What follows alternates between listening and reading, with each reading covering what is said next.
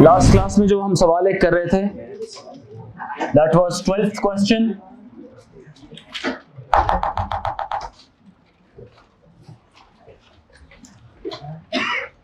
Five bracket 3x minus 2y whole square minus 2 into 4x plus y and 4x minus 2y। Question number 13। मैंने आपको कहा था कि इसमें सबसे पहले आप क्या करेंगे,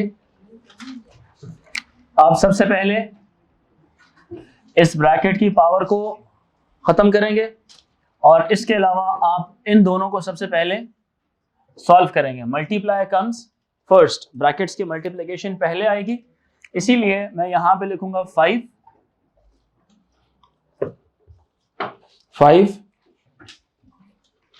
ब्रैकेट के अंदर इसकी जो इंडेक्स है उसको ओपन कीजिए। ये फॉर्मूला से रिजेंबल करता है, तीन फॉर्मूलाज हमने पढ़े थे, a plus B whole square, a minus B whole square और a minus B into a plus B. It is equals to a square plus 2ab plus b square and it is equals to a square minus 2ab plus b square and it is equals to a square minus b square। ठीक है ये बात कि नहीं? अब ये तीन basic formulas हैं, नंबर 1, नंबर 2 एंड नंबर 3। इसकी नंबरिंग का कोई फायदा नहीं है क्योंकि हमारी दुनिया में इसको 1 2 3 कह रहे हैं। हो सकता है वो जो क्या नाम है उसका एग्जामिनर है उसने इसका नाम अल्फा बीटा गैमा रखा हो, formula number A, formula number B, formula C रखा हो, तो आप इसकी नंबरों पे नहीं जाएंगे, आप फॉर्मूला को याद रखें। ठीक है, क्लास के एनवायरनमेंट के हद तक तो आप कह सकते हैं कि नंबर 1, नंबर 2, नंबर 3, तो यहाँ पे हम फॉर्मूला नंबर 2 यहाँ पे इस्तेमाल करेंगे। इसमें ये जो सा नंबर है ये आपका ए रिजेंबल कर रहा है और ये आपका बी को रिजेंबल कर रहा है। माइनस का साइन ये निशानी दे रहा है कि फॉर्मूला लगाएं नंबर 2 वाला, फॉर्मूला लगाएं कौन से वाला, नंबर 2 वाला। ठीक है ये बात कि नहीं? सो यहाँ पे आ जाएगा ये a स्क्वायर यानी कि 3x का होल स्क्वायर। मैं बजाय इसके कि मैं अकेला अकेला स्क्वायर लूं, मैं डायरेक्टली लिख लेता हूं। ठीक है, डायरेक्टली लिखूंगा तो जवाब क्या आ जाएगा, 9x square minus 2 into a into B, minus ये वाला साइन इधर आ गया, 2 इंटू a इंटू बी। जब a इंटू बी करूंगा तो 3 2 6 6 2 12 xy आ जाएगा और आएगा प्लस 2y का whole square, that will become 4y का स्क्वायर आ जाएगा, 4y का स्क्वायर आ जाएगा। ठीक है ये बात करें, -2 एज इट इज। यहां पे फॉर्मूला नहीं लगा सकते, वजह उसकी ये है कि यहां पर 1y लिखा हुआ है और यहां पर 2y लिखा हुआ है। अगर ये दोनों सेम होते तो तब आप इसके अंदर वो लगा लेते फॉर्मूला, बट यहां पर फॉर्मूला नहीं लग सकता। ठीक है ये बात कि नहीं?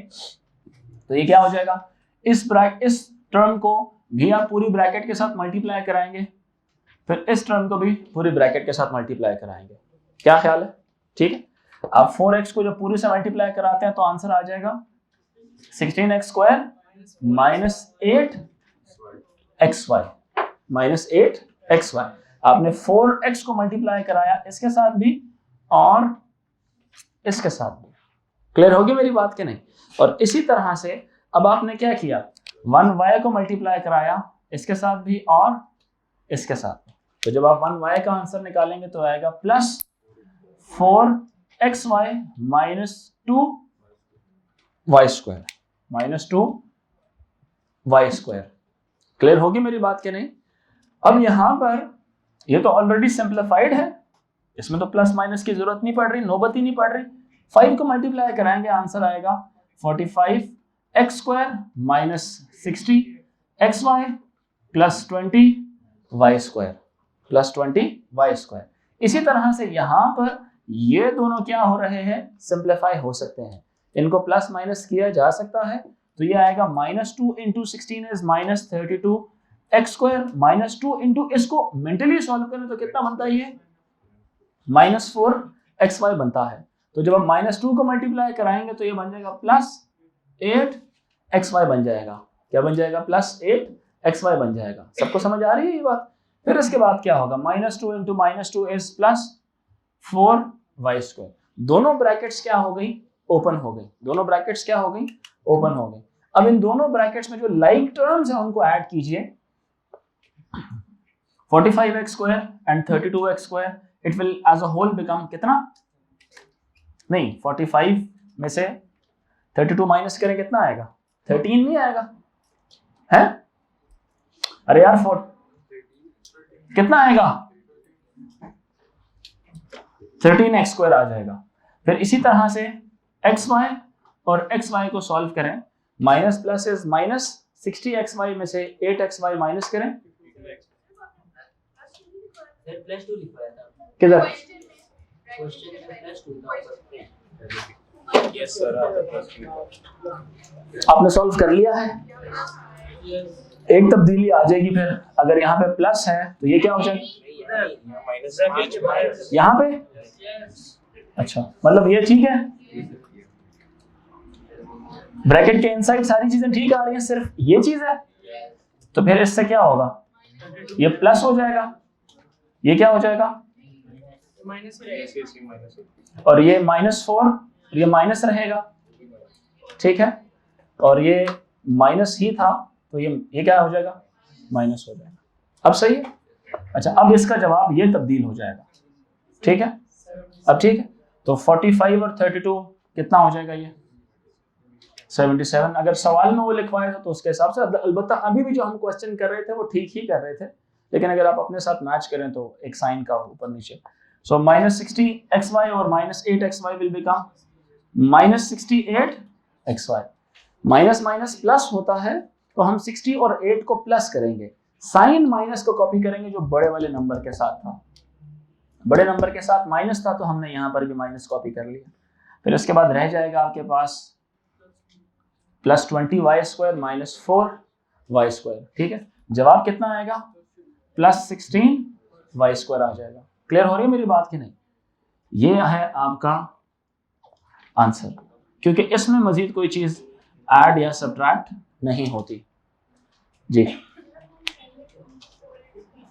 नहीं कर सकते। पहले रूल ये समझ लें कि असूलन आपको पहले क्या करना चाहिए, गलती से खुद को बचाने के लिए पहले ब्रैकेट्स को हमेशा मल्टीप्लाई करेंगे, ब्रैकेट्स को सिंप्लीफाई करके फिर 2 के साथ करेंगे आप, ठीक है।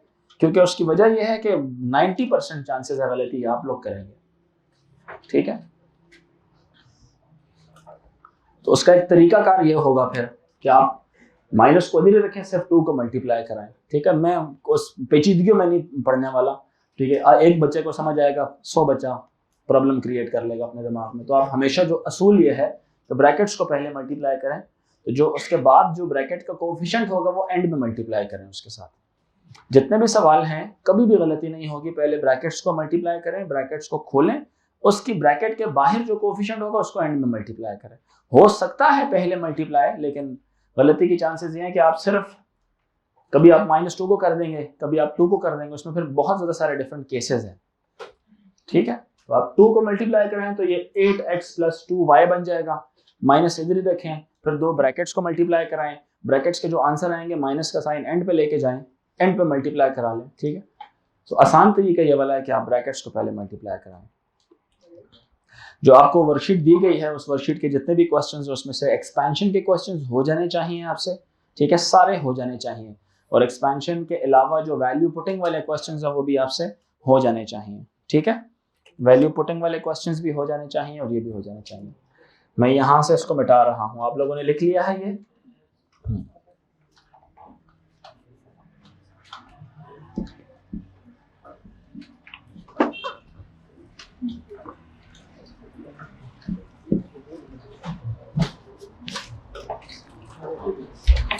अच्छा जी, एक सवाल था, बताइए कौन सा वर्कशीट में से सवाल नहीं हुआ, बताएं मुझे।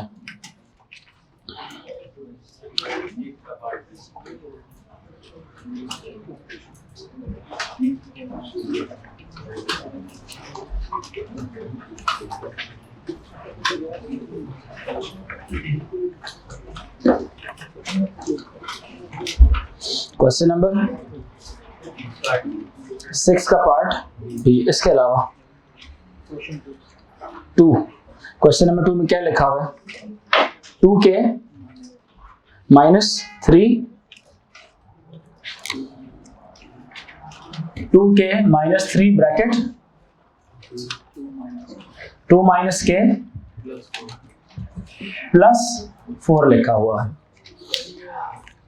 इसमें 2k यहां पे आ गया, 3 सारों के साथ मल्टीप्लाई होगा, 6 माइनस माइनस प्लस 3k और प्लस 4 आ जाएगा यहाँ पे। फिर -3 सिर्फ उनके साथ मल्टीप्लाई होगा जिनकी ब्रैकेट के बाहर लिखा हुआ है। तो जिस ब्रैकेट के बाहर लिखा हुआ है वो सिर्फ ये वाली ब्रैकेट है, ठीक है, सिर्फ ये वाली ब्रैकेट है। इसको मल्टीप्लाई कराएं तो इसका जवाब आ जाएगा 2k, और 3k सॉल्व करें आंसर आएगा 5k, और -6 और +4 करेंगे तो आंसर आ जाएगा -2 आ जाएगा। क्या आंसर आएगा? -2 आ जाएगा इसका, ठीक है। जो फैक्टराइजेशन वाले क्वेश्चंस है वो अभी मत करें, फैक्टराइजेशन वाले क्वेश्चंस हम बाद में करेंगे, ठीक है।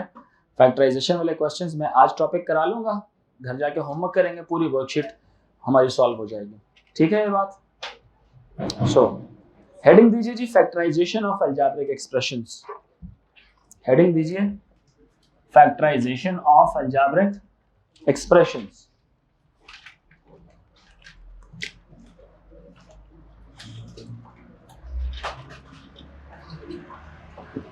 फैक्टराइजेशन ऑफ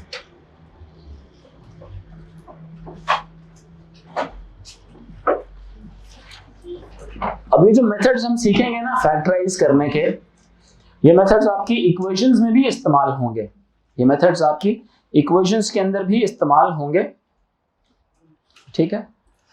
अभी जो इस इक्वेशंस में याद रखिएगा एक अलग कॉन्सेप्ट है हमारा, half part of this section algebra का हाफ पार्ट है, उसमें फैक्टराइजेशन के कॉन्सेप्ट्स इस्तेमाल होंगे। खैर, व्हाट इज फैक्टराइजेशन? ये असल में क्या है? This concept is opposite of ये एक्सपेंशन का कॉन्सेप्ट है। ये एक्सपेंशन में क्या करते थे? Removal of brackets. याद आ रहा है कि नहीं आ रहा? एक्सपेंशन में क्या करते थे? Removal of brackets. यहां पर क्या करेंगे आप लोग? Introducing brackets, introducing brackets. यहां पे आप ब्रैकेट्स को इंट्रोड्यूस करेंगे, ब्रैकेट्स को लेके आएंगे किसी तरह से। ब्रैकेट्स को इंट्रोड्यूस करने का मतलब क्या है? कैसे ब्रैकेट्स आ सकती हैं? बहुत ज्यादा सारे तरीके हैं ब्रैकेट्स को लाने के। एक तरीका है कॉमन लेना। जब आप किसी भी चीज में से कोई चीज कॉमन लेते हैं, हाईएस्ट कॉमन फैक्टर जो उन तमाम नंबर्स में जो सबसे बड़ा फैक्टर होगा, जो सारों पे डिवाइड होता होगा, अब उस नंबर को बीच में से क्या करते हैं? कॉमन लेते हैं। उस नंबर को क्या करते हैं? बीच में से कॉमन लेते हैं, ठीक है। बात की नहीं। इंट्रोड्यूसिंग ब्रैकेट्स का मतलब है bringing brackets back into the question. जैसे यहां पर देखा जाए तो ये जो पूरी साइड है, ये वाली राइट हैंड साइड कौन सी वाली है? ये कौन सी साइड है?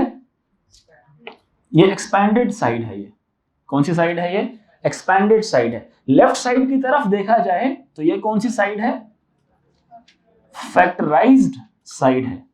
तो जब कभी एक्सपेंशन के सवाल आएंगे ना, तो सवाल इस तरह से लिखे हुए होंगे कि जी एक्सपैंड करें, तो आपका आंसर इस फॉर्मेट में आएगा। और जब आपका सवाल आएगा ना फैक्टराइज करें, तो इस सवाल फॉर्मेट इस सवाल में नहीं आएगा।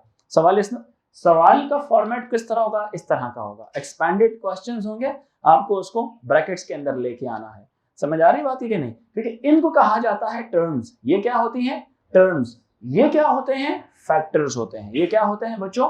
फैक्टर्स कहा जाता है इनको। ये क्या चीज है? टर्म्स। 1 2 3 1 2 3 1 2, ये टर्म्स कहलाती हैं।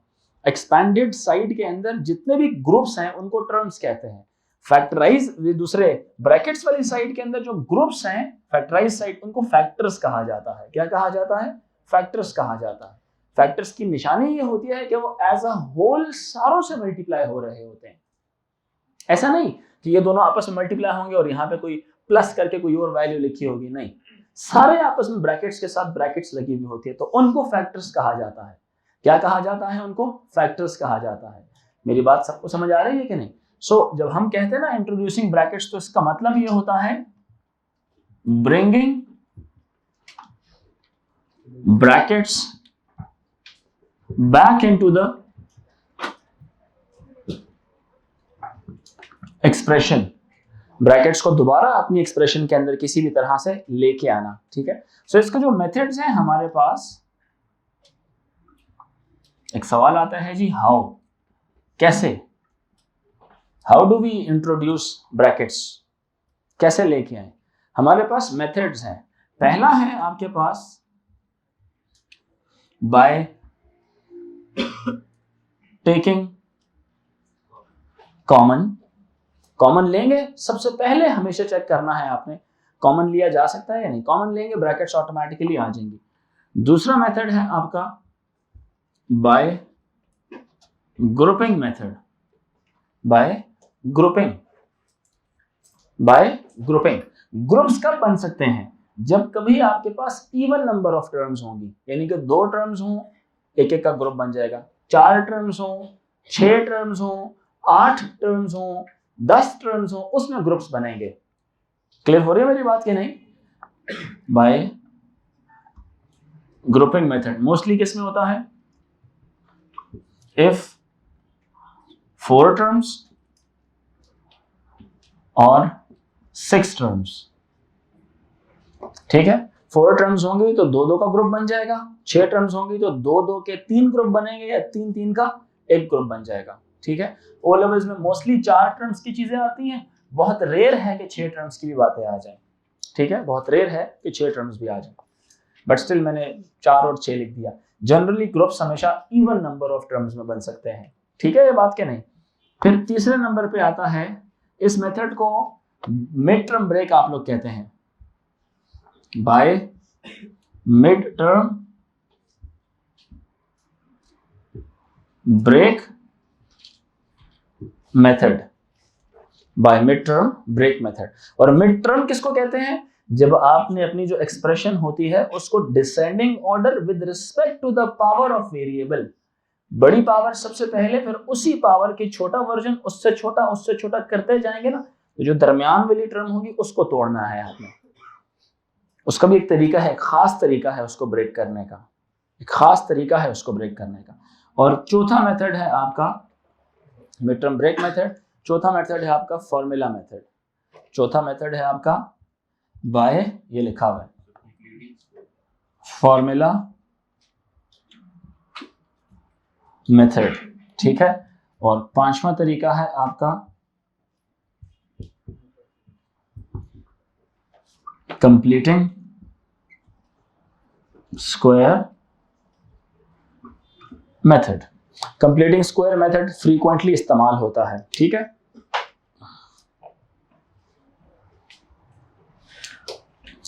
फॉर एग्जाम्पल क्वेश्चन लिखते हैं हम, सवाल है जी, factorize the following, factorize the following. Part 1 is 4x plus 8।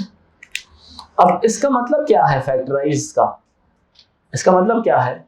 इसका मतलब है जी introduce brackets in the answer, in the answer. तो आप जब इसकी तरफ देखते हैं तो आपके पास 2 टर्म्स हैं, तो सबसे पहला तरीका अप्लाई करें टेकिंग कॉमन वाला।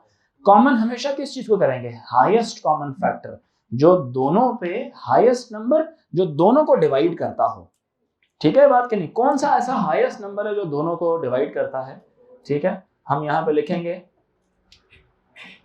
Always take highest HCF as common. तो यहां पे 4 कॉमन लेंगे, समटाइम वेरिएबल्स भी कॉमन होते हैं तो वो भी ले लेना साथ, ठीक है।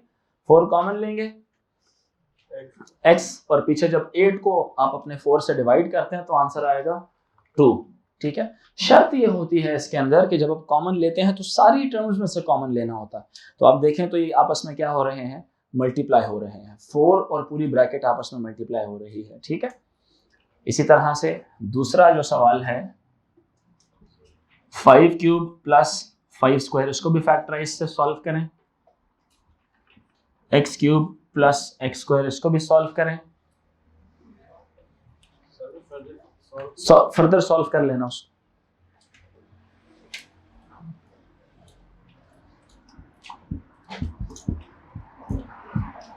इसको भी सॉल्व करें।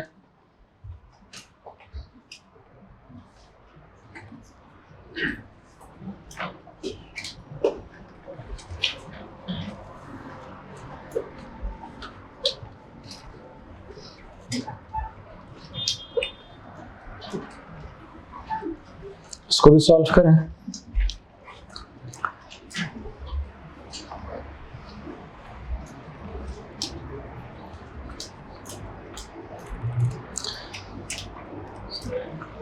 Fourteen x square plus 28x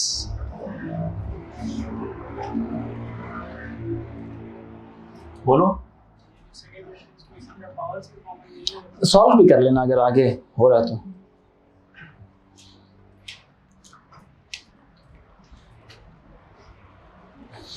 x square plus 5x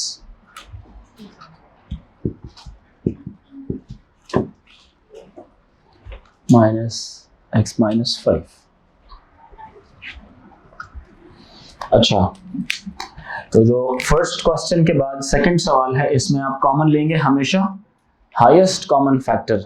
समझाने का मतलब क्या था, HCF 5 क्यूब और 5 स्क्वायर की HCF हमेशा छोटी पावर होती है, LCM हमेशा बड़ी पावर होती है। ठीक है, अब HCF कॉमन लेते हैं, इसमें से आपके पास आंसर आता है 5 प्लस 1। इसकी 5 पावर 3 थी ना, 5 स्क्वायर बाहर चला गया तो पीछे क्या रह जाएगा, 5 पावर 1 रह जाएगा। और 5 स्क्वायर पूरे का पूरा बाहर 0 नहीं रहेगा। जब कोई चीज एज अ होल पूरी बाहर जाती है तो अपने पीछे 0 नहीं छोड़ता, अपने पीछे 1 छोड़ता है। वो इसलिए कि अगर दोबारा इसका दिल करे ना अंदर आने का, तो ऐसा ना हो कि इसको 0 मिले, इसको 1 मिलना चाहिए, ताकि ये नंबर जब दोबारा इससे मल्टीप्लाई हो, और जब इससे मल्टीप्लाई हो तो दोबारा ऊपर वाली एक्सप्रेशन बननी चाहिए इससे। ये बात गौर तलब है कि यहां पर 0 मत लिख देना कॉमन लेने के बाद। वजह उसकी है कि अगर आप 0 लिख देंगे तो वो इर्रिवर्सिबल स्टेप हो जाएगा। मैथमेटिक्स में कभी भी इर्रिवर्सिबल स्टेप्स नहीं होते, हर स्टेप पिछले स्टेप में वापस जा सकता है, रिवर्सिबल स्टेप्स होते हैं। मेरी बात अंडरस्टैंड कर रहे हैं कि नहीं? सो आप यहां पे हमेशा क्या चीज छोड़ेंगे, 1 छोड़ेंगे, नॉट 0। समझ आ रही है कि नहीं? So when 5 square is taken common from the second term, it leaves 1 behind it। ठीक है, when 5 square is taken common from second term,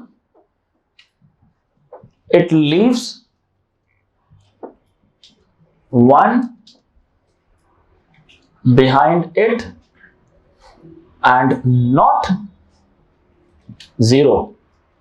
When 5 square is taken common from the second term, it leaves 1 behind it, not 0. Sorry? कुछ भी होगा, अगर ये as a whole खुद बाहर जाता है ना पूरे का पूरा, ये अपने पीछे 1 लाजमी छोड़ेगा। इसकी रीजन भी जाने ना, रीजन भी तो पहचाने इसकी कि ये दोबारा अगर अंदर आने की ख्वाहिश रखता है, तो अगर 0 होता तो सोचें 0 मल्टीप्लाई बाय एनीथिंग बिकम्स 0। अगर यहां पे आप क्या लिख देती, 0 लिख देती, तो जब ये 5 इंटू 5 स्क्वायर इंटू 5 होता तो 5 क्यूब बन जाता। क्या बन जाता ये, 5 क्यूब। और इसी तरह 5 स्क्वायर इंटू 0 होता तो क्या बन जाता, 0। तो दोबारा पिछला स्टेप तो ना कन्वर्ट हो सकता। इसलिए मैं कह रहा हूं कि 0 आपने कभी भी नहीं छोड़ना। जब पूरी कॉमन लेने में हमेशा पीछे क्या चीज छोड़ेंगे आप, 1 छोड़ेंगे। बात अंडरस्टैंड कर रहे हैं कि नहीं?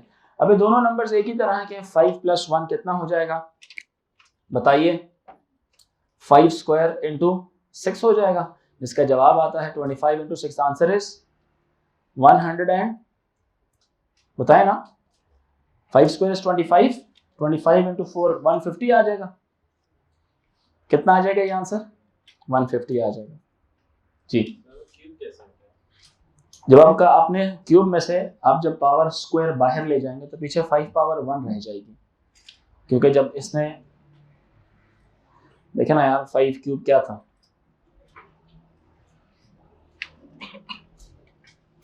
ये था कि नहीं था? आपने इसमें से क्या चीजें बाहर ले गए, 5 इंटू 5 बाहर ले गए तो पीछे क्या बचेगा, 5 बच जाएगा। तो यहां से जब आप क्यूब में से स्क्वायर बाहर लेके जाएंगे तो 1 पावर अंदर रह जाएगी और 2 पावर्स बाहर चली जाएंगी। ठीक है, आप ब्रेक करके लिखते हैं ना उसको। 5 पावर क्यूब है तो 2 बाहर चला जाएगा, सिर्फ 1 पावर अंदर रह जाएगी।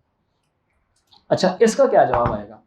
यहाँ पे सिंपल है ये बहुत ज्यादा, एक्स स्क्वायर ब्रैकेट में लेंगे और एक्स प्लस, अब सोचो यहाँ से भी एक्स स्क्वायर बाहर चला रहा है तो पीछे क्या छोड़ेगा, ये 1 छोड़ेगा। ठीक है ये बात। यहाँ से देखें, यहाँ से क्या चीज कॉमन होगी, what is the highest common factor of these 3 terms? तवज्जो रखें, क्या है यहाँ पर, x कॉमन ले लिया, पीछे क्या बचेगा, एक्स स्क्वायर एक्स प्लस 1 बचेगा। बात अंडरस्टैंड कर रहे हैं कि नहीं? X square plus x plus 1 बचेगा। सबको मेरी बात समझ आ रही है? वही x की पावर 1 ही कॉमन लिया है, मतलब जब ना कुछ लिखा तो 1 पावर होती है, 1 लिखा नहीं जाता, 1 लिखा नहीं जाता। ठीक है, होता हुआ x पावर 1 ही है, बट ये सबको मालूम है कि x पावर 1 है, इसलिए ये नहीं लिखा जा रहा। ठीक है, सो ये इसका आंसर हो जाएगा। इसी तरह से यहाँ पे जब आप देखते हैं तो इसमें से क्या चीज कॉमन ले सकते हैं, 7 7 और तीनों 7 के क्या है, मल्टीपल्स हैं। जी बेटा, इसमें ऐसे नहीं कर सकते कि x लगा के bracket x square plus x क्यों आएगा? x क्यूब प्लस x हाँ, आपने हमेशा क्या चीज कॉमन लेनी, मैं समझ गया आपकी बात, वो कर सकते हैं, लेकिन आपने कॉमन ले लिया, लेकिन आपने HCF कॉमन नहीं लिया। इस बच्चे का आर्गुमेंट यह है कि क्या हम इसको यूं कर सकते हैं, हम इसमें से x कॉमन ले लें और फिर लिखें x स्क्वायर प्लस x। आपने कॉमन तो ले लिया, लेकिन आपने HCF कॉमन नहीं लिया। इसका मतलब क्या है कि अभी स्टिल इसमें से कोई ना कोई ऐसी चीज है जिसको कॉमन लिया जा सकता है। गर्ल्स एंड बॉयज, मेरी बात अंडरस्टैंड कर रहे हैं कि नहीं? It still has something present inside this bracket which can be taken as common.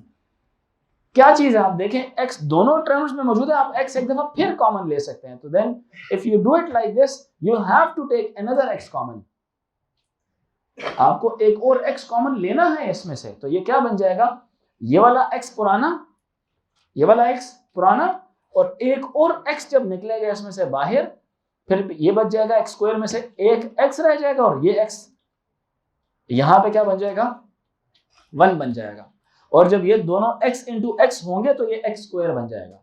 तो ये याद रख ले, इस तरह से जरूरी है, इस तरह से आसान मतलब कर सकते हैं। व्हाट इफ अगर बहुत बड़ी बड़ी पावर्स आ जाती, सो ये तरीका 1 लाइनर है।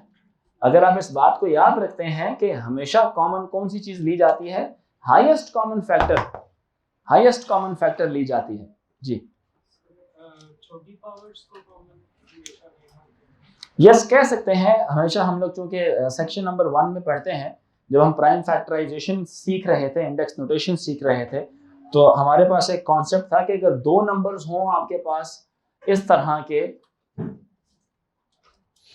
के नंबर्स आ जाएं, एक नंबर ये वाला है और दूसरा कोई नंबर है ये वाला, आप जब इसका HCF निकालते हैं तो आप हमेशा इन दोनों की छोटी पावर लेते हैं। कौन सी पावर लेते हैं? छोटी पावर लेते हैं। HCF is always taking the smallest power. इसी तरह से जब आप इनको कंपेयर कराएंगे तो इनकी कौन सी पावर ली जाएगी? छोटी पावर ली जाएगी। कौन सी पावर ली जाएगी? छोटी पावर ली जाएगी। उमामा जरा इस बच्ची को बुलाएं।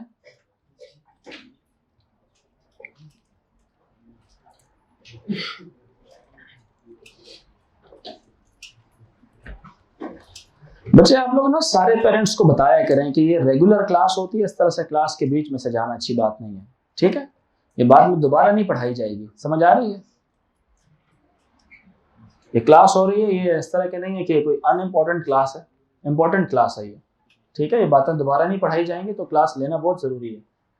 अगर मैनेज हो सकता है तो उन्हें कह दें कि आप क्लास लेना चाहती हैं, इसकी 5 पावर 1 आ जाएगी। अगर जरूरी है फिर चले जाएं, अदरवाइज क्लास जरूरी है, 5 पावर 1 हो जाएगा। क्लियर हुई यहां तक बात के नहीं? अच्छा, तो ये आपको समझ आया। HCF में हमेशा याद रखें, ये पुराने कॉन्सेप्ट्स हैं, always take the smallest power. ये बात हमने याद आ रहा है कि नहीं? आपने नोट लिखा था कि नहीं लिखा था? क्या लिखा था? ऑलवेज क्या? टेक कौन सी पावर? Smallest power. अगर एलसीएम होता,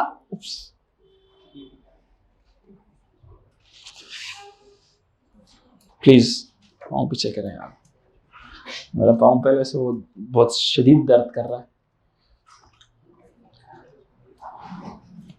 अगर ये एलसीएम होता, ठीक है, तो उसके अंदर आपको क्या करना पड़ता, फिर हाईएस्ट पावर लेनी पड़ती, ठीक है। एलसीएम के अंदर हाईएस्ट पावर होती है और एचसीएफ के अंदर छोटी पावर होती है।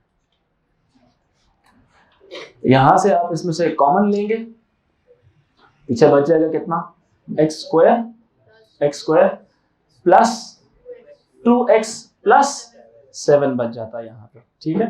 कितना बच जाता, 7 बच जाता। अब आगे मैं एक टॉपिक पढ़ाता हूँ, उसके बाद इसमें थोड़े से रूल्स अप्लाई करेंगे कि हो सकता है या नहीं हो सकता, क्योंकि उसकी डिफिकल्टी लेवल थोड़ा सा ज़्यादा है, ठीक है। उसकी डिफिकल्टी लेवल थोड़ी सी इससे ज़्यादा है, तो इसलिए जो है ना हम इसको सिर्फ फिलहाल मैं ग्रुपिंग सिखाता हूँ, ग्रुप के बाद मैं मिड टर्म कराऊंगा, ठीक है। सो इसी तरह से जब आप इसको सॉल्व करते हैं तो आप देखें क्या क्या। अब सोचे कोई स्टूडेंट्स इस तरह के हैं, मिसाल के तौर पे वो इसमें से, फॉर एग्जांपल मैं एज अ स्टूडेंट अगर सोचूं तो एक बच्चा ऐसा है जिसने 2 कॉमन ले लिया, अली मुर्तजा 2 कॉमन ले लिया, प्लस 14x और यहाँ पे बना दिया उसने 49। अब एक बच्चा इस तरह का कि जो इसको अपना आंसर डिक्लेयर करता है, एक स्टूडेंट ऐसा है जो इसको अपना आंसर डिक्लेयर कर देता है, ठीक है। एक स्टूडेंट ऐसा है जो इसको अपना आंसर डिक्लेयर कर देता है। बातें नहीं करो प्लीज। लेकिन हम इसको अपना आंसर डिक्लेयर नहीं कर सकते, क्यों? क्योंकि still there is something which can be taken as common number. Still there is something which can be taken as common. जैसे आपने पिछले पार्ट में नहीं किया था, जो रेड पेन से मैंने लिखवाया हुआ, ये आपने x कॉमन तो ले लिया था लेकिन ये कंप्लीटली फैक्टराइज नहीं हुआ था। इसमें से अभी भी कोई ना कोई चीज कॉमन ली जा सकती है। मेरी बात सबको समझ आ रही है कि नहीं? अभी भी इसमें से कोई ना कोई चीज कॉमन ली जा सकती है। बच्चों मेरी बात समझ आ रही है कि नहीं आ रही? अच्छा, इसी तरह से जब आप ये काम करते हैं ना, यहाँ पे 2 कॉमन तो ले लिया आपने, दिखने में तो ब्रैकेट्स आ गई लेकिन ये कंप्लीटली फैक्टराइज नहीं हुआ हुआ। तो एक लफ्ज याद रखें, जब कभी भी लफ्ज आता है ना फैक्टराइज द फॉलोइंग, इसका मतलब ही क्या होता है? इसका मतलब ही क्या होता है? कंप्लीटली फैक्टराइज करें। बोले या ना बोले, मतलब ये है कि कंप्लीटली फैक्टराइज करें। बात समझ आ रही है मेरी कि नहीं? आप इसमें से, आपको मालूम है 7 और 7 के मल्टीपल्स हैं। आप 7 एक दफा, या तो अच्छा तरीका ये होता है कि 14 इकट्ठा कॉमन ले लेते हैं आप, लेकिन मैंने कहा कि एज अ स्टूडेंट अगर मैं 2 कॉमन ले लेता हूं तो आपने आंसर की तरफ भी एक शक की निगाह से देखना है कि क्या कोई ऐसी चीज मजीद तो नहीं प्रेजेंट इस ब्रैकेट के अंदर जिसको कॉमन लिया जा सकता है। मेरे अल्फाज पे गौर कर रहे हैं कि नहीं? क्या कोई चीज मजीद, स्टिल कोई ऐसी चीज तो नहीं है जिसको मैं अभी भी कॉमन ले सकता हूं? तो मैंने कहा हाँ है, ठीक है। मैं स्टूडेंट हूं ना, मैं स्टूडेंट हूं, मैं सोच रहा हूँ हाँ हो सकता है। किसको? 7, तीनों का मल्टीपल है, तो आप 7 भी कॉमन लेंगे तो 2 into 7, और यहां से जब 7 जाएगा पीछे छोड़ेगा x स्क्वायर, यहां से जब 7 डिवाइड होगा पीछे छोड़ेगा 2x, यहां से 7 जाएगा तो पीछे छोड़ेगा 7।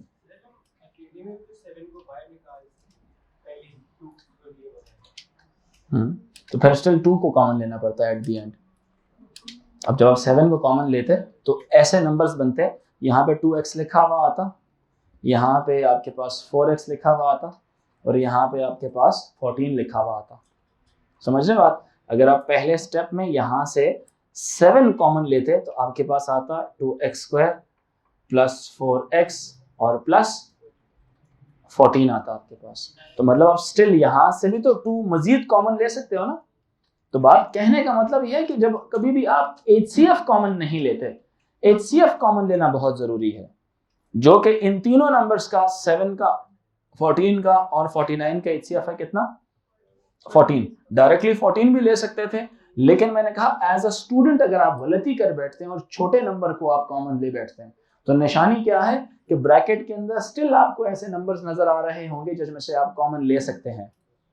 ब्रैकेट में आपको स्टिल ऐसे नंबर्स नजर आ रहे होंगे जिनको कॉमन लिया जा सकता है, तो लेना है आपने, रुकना नहीं है।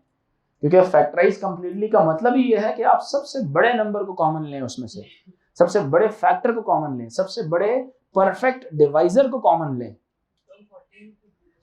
14 डायरेक्टली ले सकते हैं आप, अगर डायरेक्टली लेते हैं 1 लाइन में आंसर आ जाता।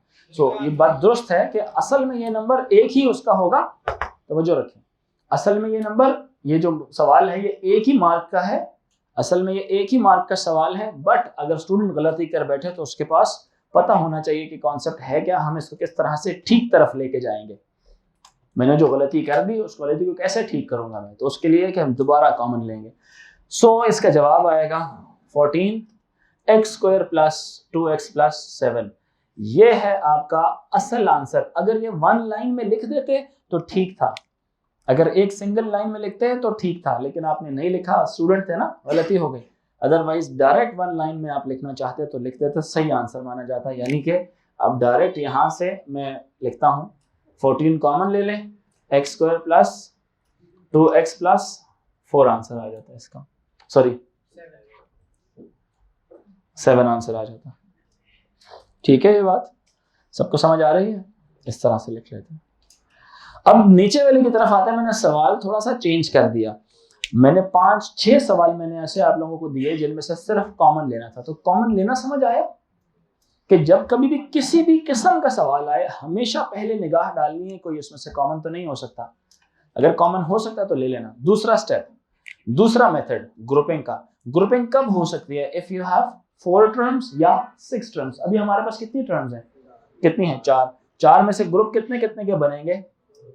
2-2 के ग्रुप्स। अच्छा, अब इसमें एक्सपर्टीज क्या है? ग्रुप्स ऐसे नंबर के बनाने हैं जिनमें से कोई चीज कॉमन होती हो। ग्रुप ऐसे बनाने हैं जिनमें से कोई चीज कॉमन होती हो। समटाइम शफलिंग की जरूरत पड़ जाती है, समटाइम शफलिंग की जरूरत पड़ जाती है। जैसे अगर ये सवाल ऐसे लिखा होता x square minus 5 minus plus 5x minus x, अब ये ग्रुप बनाते और ये ग्रुप बनाते ना तो किसी काम के ना होते। इस ग्रुप में से x कॉमन होता लेकिन इसमें से कुछ भी कॉमन ना होता। मेरी बात अंडरस्टैंड करें जरा इसको। मैं ये कह रहा हूं कि हैं ये 4 टर्म्स हैं, ये भी 4 टर्म्स हैं। मैं तो पहली दफा करा रहा हूं ना, तो आसान सवाल दिखा रहा हूं आपको कि जब सवाल का फॉर्मेट वो लिखे हुए ही इस तरह से हैं, अब इसको सॉल्व नहीं करना, आपने फैक्टराइज करना है। आप जब -5x माइनस x आप करेंगे तो ऐसा ना हो कि अगले स्टेप में +4x आप आंसर दे दें और कहीं चीज सॉल्व हो गया। हमें ब्रैकेट्स को इंट्रोड्यूस कराना है। ब्रैकेट्स को इंट्रोड्यूस कराने का मतलब होता है कॉमन लेना। अब जब इसमें से कॉमन लेंगे तो आपका यहां से x कॉमन आएगा, पीछे बचेगी क्या चीज?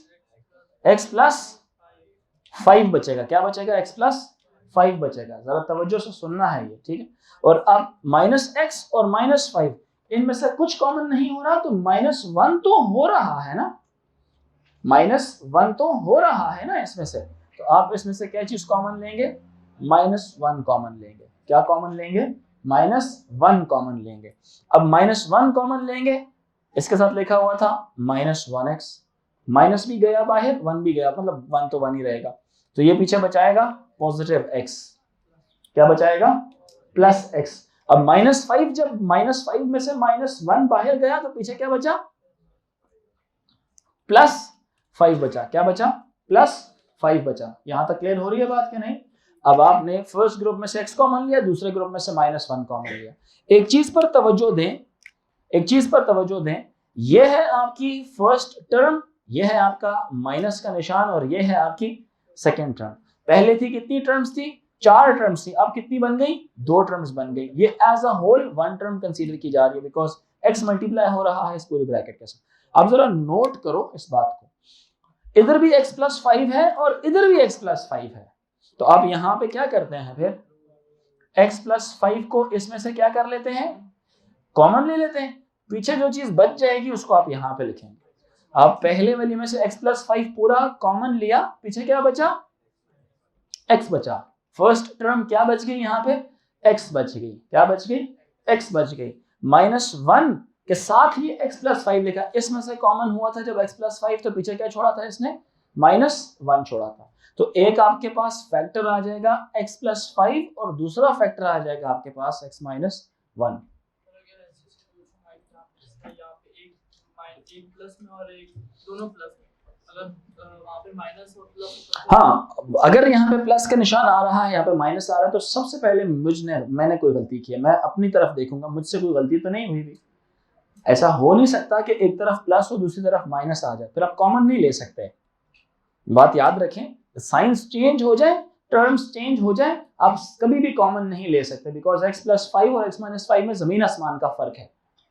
एक वैल्यू बड़ी है और एक वैल्यू बहुत छोटी होगी उससे, ठीक है, ये बात क्या नहीं। तो इन दोनों का सेम होना बहुत जरूरी है। ये जो सी ब्रैकेट्स हैं, ये वाली और ये brackets must be what, must be same. इन दोनों ब्रैकेट्स का क्या होना जरूरी है, मस्ट बी सेम या इक्वल या एग्जैक्टली इक्वल, ठीक है, ये बात क्या नहीं। ये दोनों ब्रैकेट्स क्या होनी चाहिए, सेम होनी चाहिए। यहां तक बात समझ आ रही है कि नहीं? आई होप आपको मेरी बात समझ आ गई है बच्चों, क्लियर हो गया। यहां पे आप नहीं कर सकते थे, इसके अंदर इट नीड्स रीऑर्गेनाइजेशन। इसको रीऑर्गेनाइज करना तब हो जाएगा, यानी कि इस टर्म को यहां पे लिखते और इसको वहां पे लिखते, तब जो सा ना ये सॉल्व हो सकता था ठीक तरह से। तो एग्जामिनर की जब सोच देखी जाती है ना, तो वो कभी भी स्ट्रेट फॉरवर्ड सवाल नहीं देते होते, वो हमेशा ऐसे सवाल देते हैं जिसमें अरेंजमेंट्स आपने खुद करनी होती है, 4 नंबर्स में खुद अरेंजमेंट्स करनी होती हैं। जी बच्चे, थर्ड पार्ट कौन सा वाला हाल, और कौन सा उस तरह से नहीं कर सकते, सेकंड वाला क्यों नहीं कर सकते, हमने इनफैक्ट उसी तरह से किया है। तो जब आप कॉमन लेते हैं इसमें से, ये x+1 जहां से आया वहां से 5+1 भी तो आया ना। आपने x³ में से क्या चीज कॉमन ली, x² कॉमन लिया। इस बच्चे ने भी यही सवाल पूछा था, जो उसको मैंने यहाँ पे कुछ लिख के समझाया था। x³ में से एक x³ है और दूसरा x² है, जिसको आप लिखते हैं 5 × 5। इन दोनों में कॉमन आपको क्या चीज नजर आ रही है, एक ये चीज है आपके पास और एक ये चीज है। तो 5 × 5 आपको नजर आ रहा है, यानी 5² इन दोनों में कॉमन है। तो आप ये बात समझें, मुश्किल इसमें क्या चीज है कि जब आप x³ में से और x² इन दोनों को देखते हैं तो कॉमन क्या चीज है, ये है 5 × 5 × 5, ये है 5 × 5।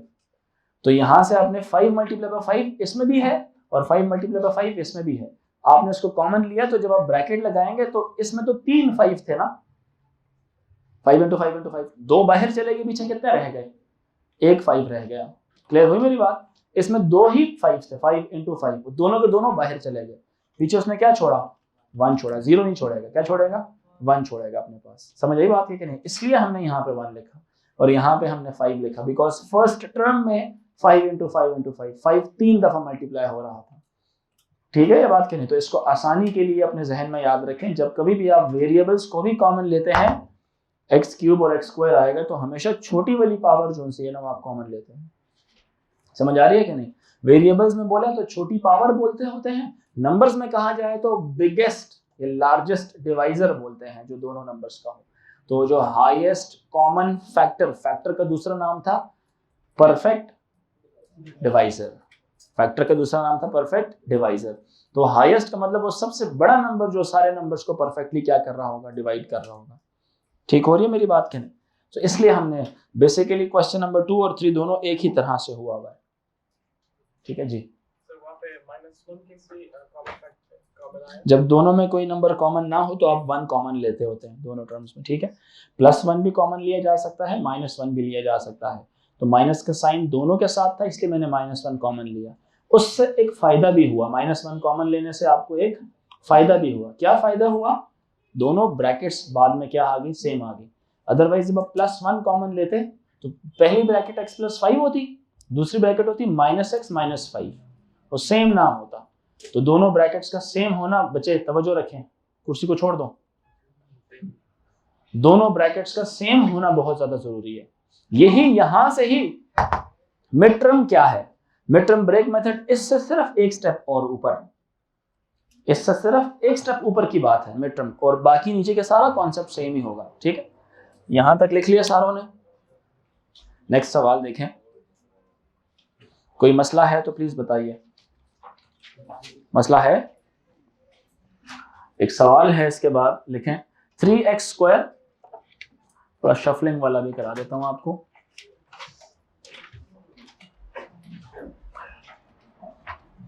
(3x² + 8y² - 4xy - 6xy। 7 सवाल हैं, ये हो गया आपका 8वां सवाल हो गया।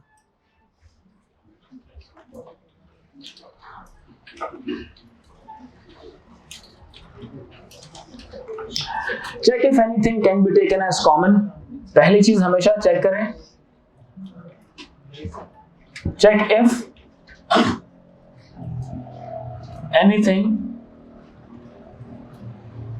Can be taken common. कोई चीज कॉमन हो सकती है? नो। ग्रुप बना के फायदा होगा या रीअरेंज करेंगे? Rearrange the terms, rearrange the terms and make 2 groups। किसको किसके साथ रखो तो ग्रुप्स बन जाएंगे? हैं? अब -4xy यहां पे रख लेता हूं, +8y² -6xy ऐसे रख लेता हूं। पहले ग्रुप में से x कॉमन होगा, दूसरे ग्रुप में से 2y कॉमन होगा। यस और नो? अच्छा, इसका अदर वे राउंड भी हो सकता था। आप 6xy को उधर लिख लेते और 8y² और 4xy भी इकट्ठा कर सकते थे। क्या ख्याल है? बात एक ही होती, आंसर सेम ही आता। ग्रुप्स थोड़े अलग बनते, आंसर्स सेम आते आपके। ठीक है। अच्छा, यहां से आप इन दोनों में से एक आपका ये ग्रुप हो जाएगा और एक आपका ये वाला ग्रुप हो जाएगा। 4 टर्म्स थी, चारों में से 2-2 के आपने ग्रुप बना लिए। अब इसमें से क्या चीज कॉमन होगी? x कॉमन होगा, पीछे क्या बच जाएगा? 3x - 4y। 3x - 4y बच जाएगा। बट अब समझ आ रही बात? 3x - 4y। इस ग्रुप में से क्या चीज कॉमन लेंगे? प्लस, सुने जरा, इधर भी 8 है और इधर 6 है, ये दोनों 2 के मल्टीपल्स हैं, तो 2 भी कॉमन ले लें। इधर भी y है, इधर भी y है, तो y भी क्या कर लें? कॉमन ले लें। पीछे क्या बचेगा? 4y - 3x। बच्चों बात देखें जरा, सबको ये बात समझ आ रही है कि नहीं? सबको ये बात समझ आ रही है कि नहीं? कॉमन लेना समझ आया? आपने कॉमन क्या ले लिया? +2y कॉमन लिया, यहां पे रह गया +4y और यहां पर आ गया -3x²। पहली बात तो ये, जब आप इसको दोबारा देखते हैं कि मैं जब इससे मल्टीप्लाई करता हूं, इससे और इस नंबर को इससे मल्टीप्लाई करता हूं, तो क्या ये दोबारा पिछला स्टेप बनता है? क्या ये दोबारा पिछला स्टेप बनता है? इसी तरह से जब आप इसको मल्टीप्लाई करते हैं इसके साथ और इसको मल्टीप्लाई करते हैं इसके साथ, क्या ये दोबारा पिछली टर्म्स बनती हैं? क्या ये दोबारा पिछली टर्म्स बनती हैं? बताएं, बनती हैं कि नहीं बनती? बिल्कुल बनती हैं। इसका मतलब है स्टेप्स ठीक लिखे हैं। एक मसला है यहाँ पे, जब हम कहते हैं ये बात कि इन ब्रैकेट्स का क्या होना जरूरी है, इन दोनों ब्रैकेट्स का क्या होना जरूरी है? सेम होना जरूरी है। आप ये बात कह रही थी, क्या कह रही हैं आप?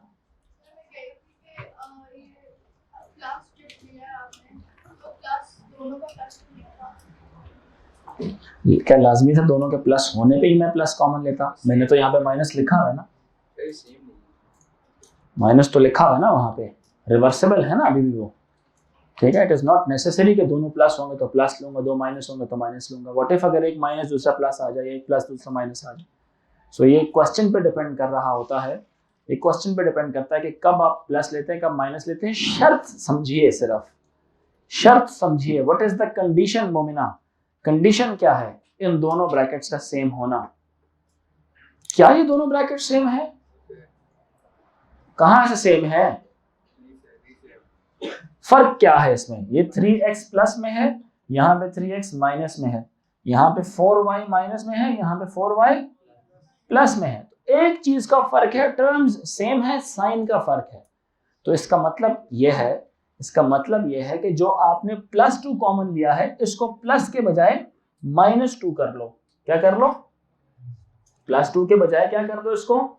पहले मसला समझिए बच्चे। हेलो अलीशा, तवज्जो रखो यहाँ पे। मसला समझ आया कि नहीं? First of all the problem was, दोनों ब्रैकेट्स के अंदर जो टर्म्स लिखी हुई है सेम नहीं है। इनको सेम बनाना बहुत जरूरी है, अदरवाइज आप अगला स्टेप कर ही नहीं पाएंगे। इनका सेम होना बहुत जरूरी है। अब फर्क क्या है, ये +3x है, ये क्या है -3x, ये -4y है, ये क्या है +4y। मेरी बात सब बच्चों को समझ आ रही है कि नहीं आ रही? सब बच्चे बताइए, समझ आ रही है?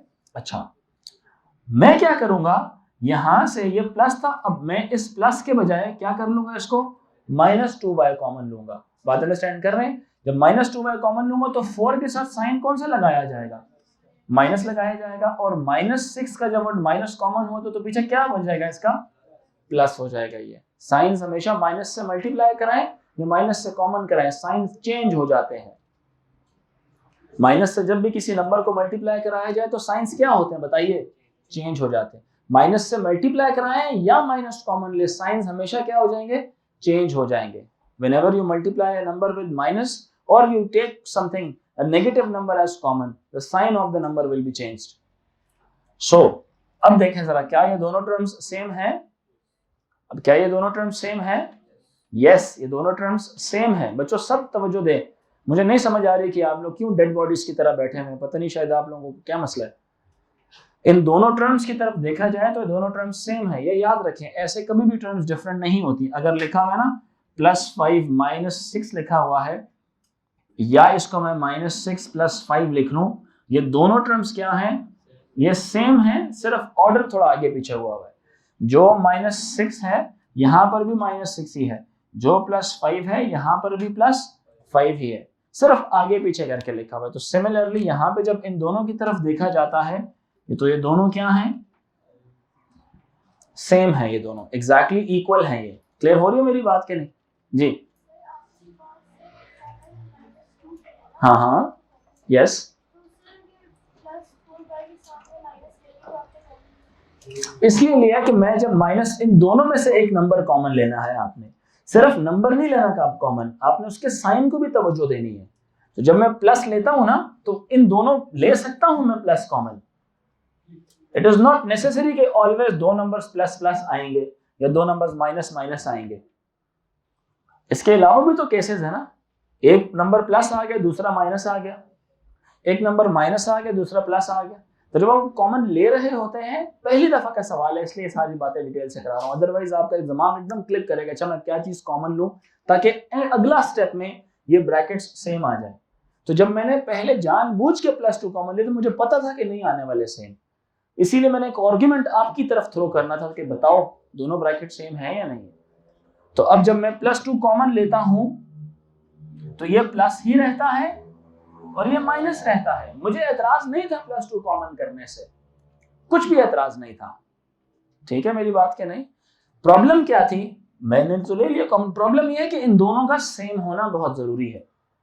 तो जब आप थोड़ी देर के लिए निगाह दौड़ाते हैं तो आपको पता लगता है नहीं भाई सेम नहीं है, ये आपका 4y है, यहाँ पे तो -4y है, तो इन दोनों को सेम बनाओ। तो सेम बनाने के लिए दो बातें हैं आपके पास। अगर इसमें से दिल नहीं करता ना कॉमन लेने को तो फिर इसमें से दिल करेगा आपका कॉमन, इसमें से माइनस कॉमन ले फिर आप, ताकि ये +4y बने और ये -3x बने, लेकिन यहाँ पे फिर x नहीं होगा, ये -x बन जाएगा। लेकिन आपने कहा नहीं इसमें से नहीं लेते हैं, इसमें से लेते हैं। सिर्फ शर्त क्या है, शर्त क्या है, ब्रैकेट्स का सेम होना। तो ब्रैकेट्स का सेम होने के लिए दोनों बातें दुरुस्त हैं, ये याद रखें।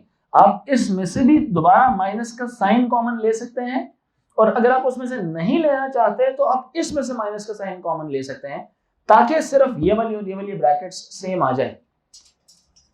तो हमने इसमें से माइनस लेना कॉमन समझा, बेहतर समझा, हमने कहते चले इसमें से कॉमन ले लेते हैं। तो जब इसमें से माइनस कॉमन लेंगे तो ये प्लस किस में कन्वर्ट हो जाएगा, माइनस में। ये प्लस था, ये किस में कन्वर्ट हो जाएगा, माइनस में। ये माइनस था, किस में कन्वर्ट हो जाएगा, प्लस में। क्योंकि माइनस के नंबर की एक निशानी या खासियत ये होती है कि जब ये सारों से मल्टीप्लाई होता है तो सबको उल्टा कर देता है, ऑपोजिट कर देता है, और जब इसमें से कॉमन होता है तो फिर भी सारों को ऑपोजिट कर देता है।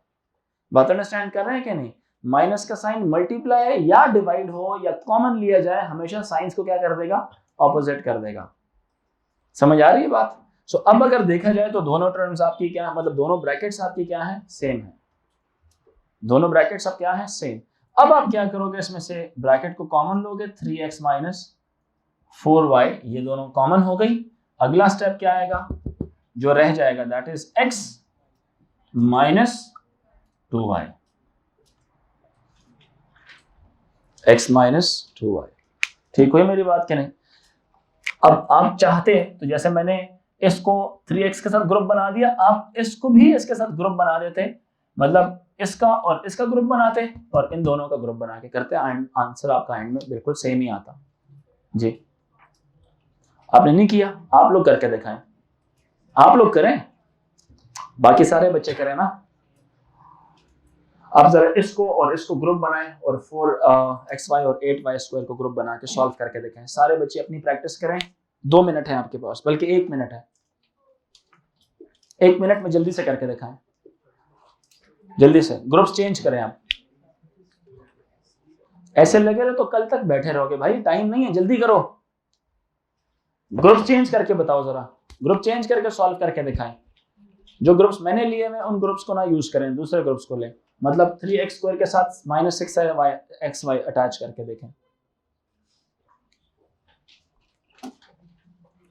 फौरन से, क्विक।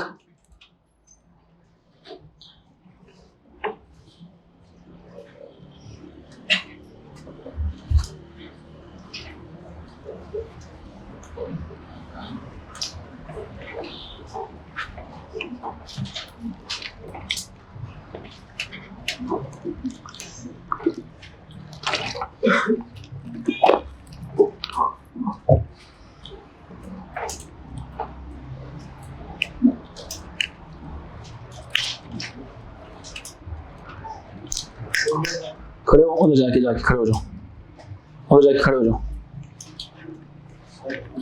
हो गया, जल्दी करो, निकम्मे इंसान, उधर जाके खड़े हो जाओ, नींद पूरी करके आया करो,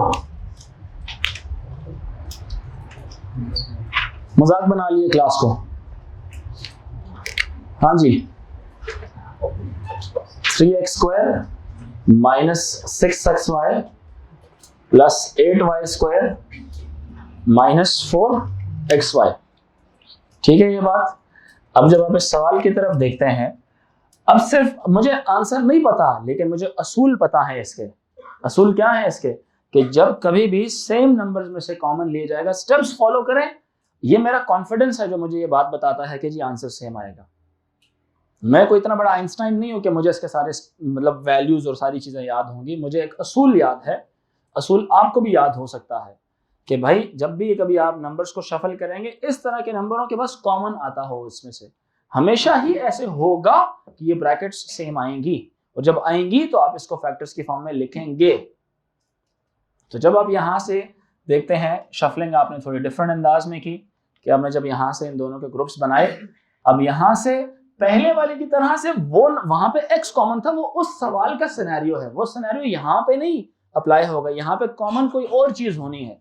अब यहाँ पे इन दोनों की तरफ आप देखें, दोनों टर्म्स की तरफ, तो ये भी 3x का मल्टीपल है और ये भी 3x का मल्टीपल है, तो इन दोनों में से 3x को कॉमन लिया जा सकता है। बात समझ आ रही है कि नहीं आ रही? तो जब आप इसमें से 3x कॉमन लेंगे, किया सारों ने सॉल्व की नहीं किया? जस्टिफाई करें, आंसर डिफरेंट है सेम है? सेम आने चाहिए ये आंसर सेम। तो आप 3x कॉमन लेंगे, पीछे बचेगा यहाँ पे क्या 3 भी गया, x² में से x भी गया, तो पीछे क्या बचा? x बचा। क्या बचा? x बचा। यहां से 6 डिवाइडेड बाय 3 करेंगे तो पीछे बचेगा 2, x भी गया बाहर, पीछे क्या बचा? y बचा। क्या बचा? y।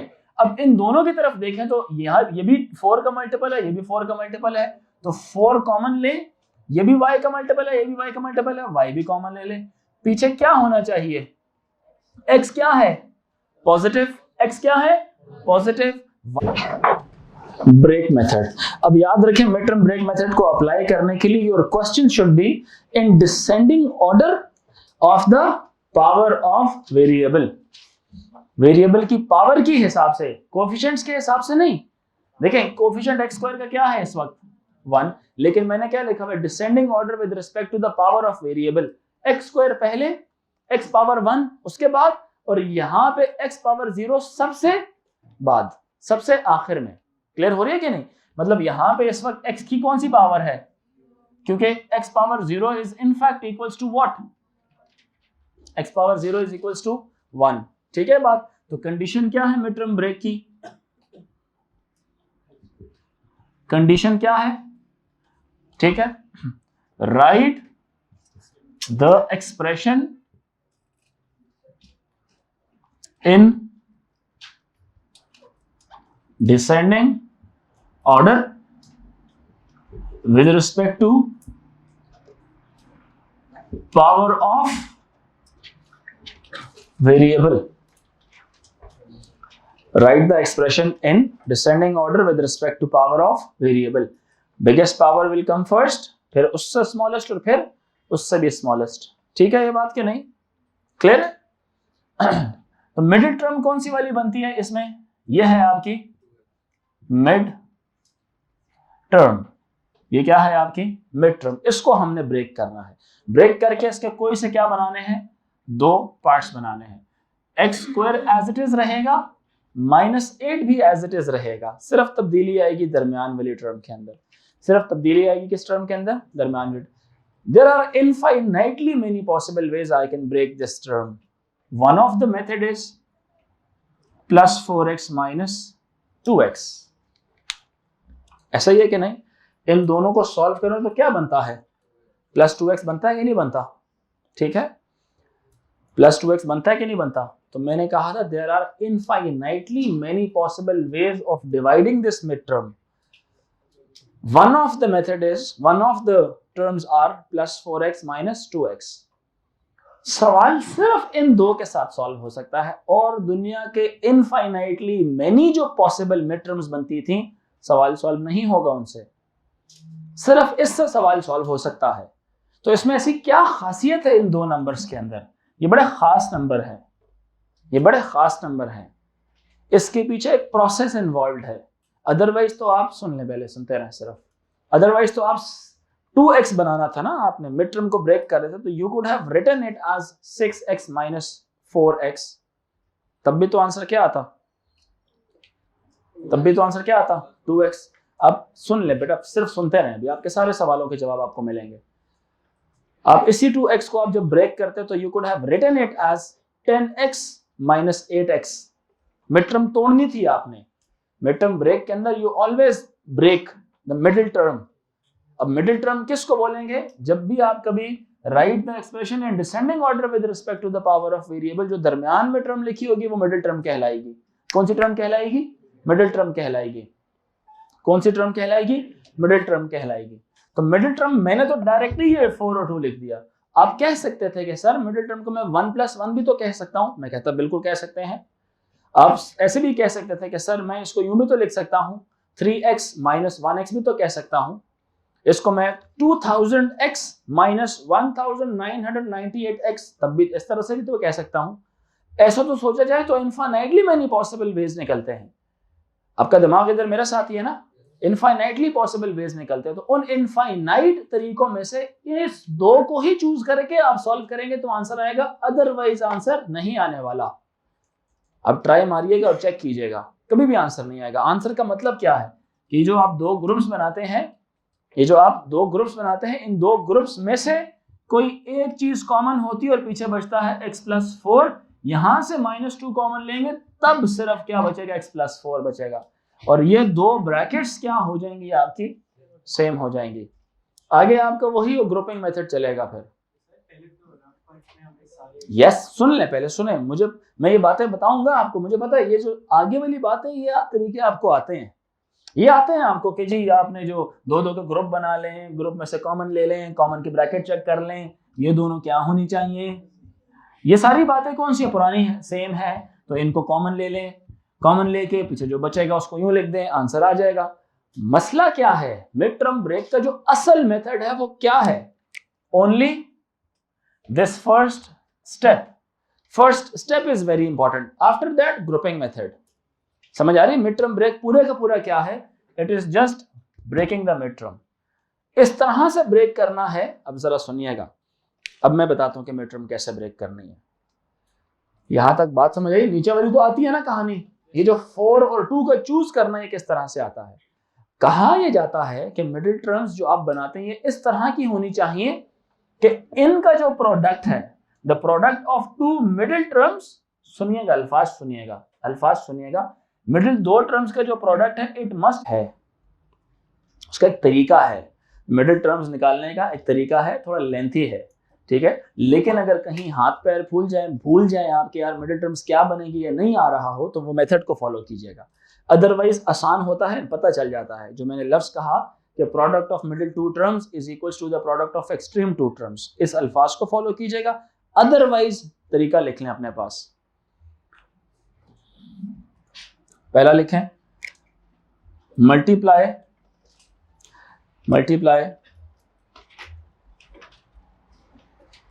the first term and the last term, multiply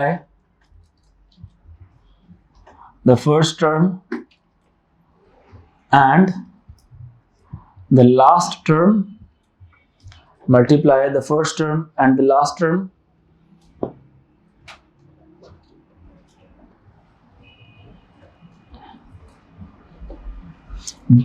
break the middle term in such a way that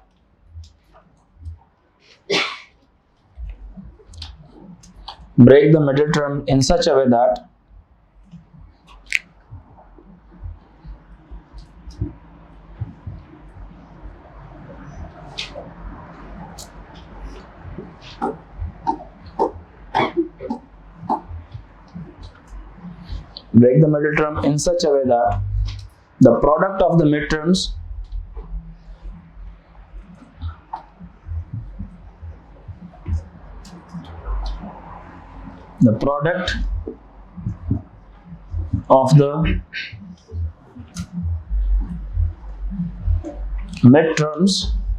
such that product of the midterms is equal to the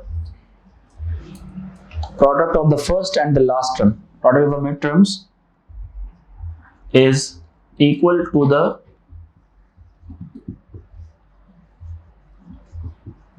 product of first and last term. Product of the middle two terms is equal to the product of the first and last term.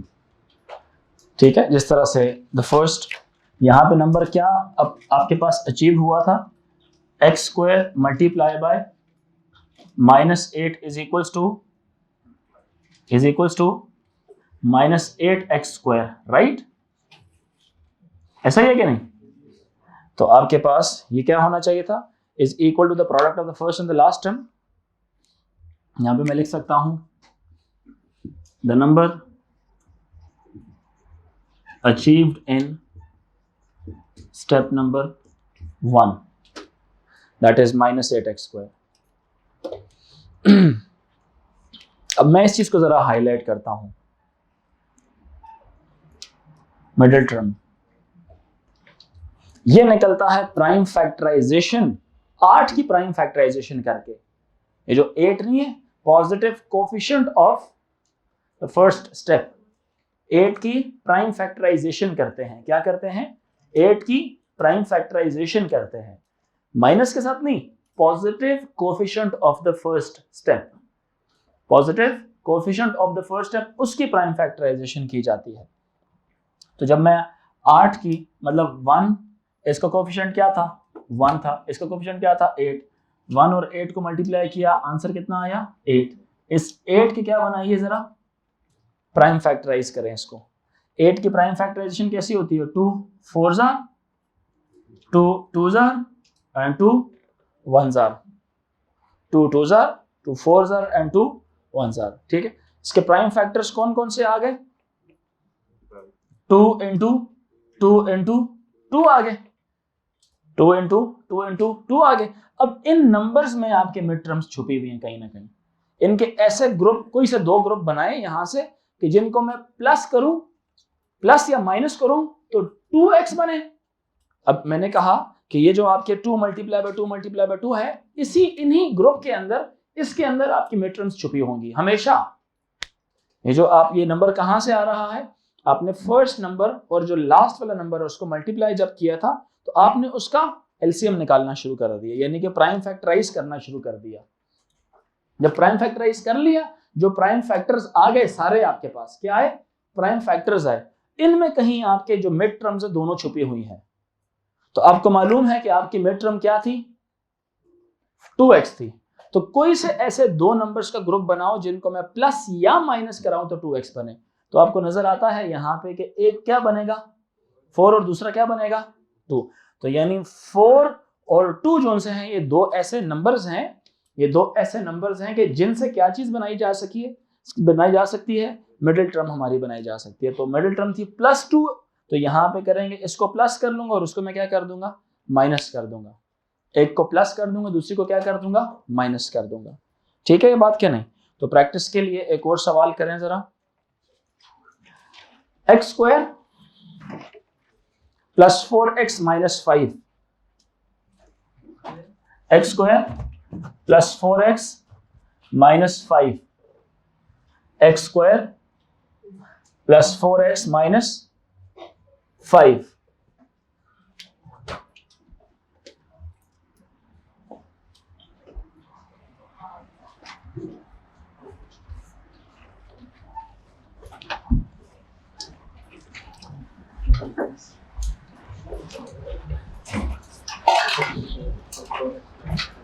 x²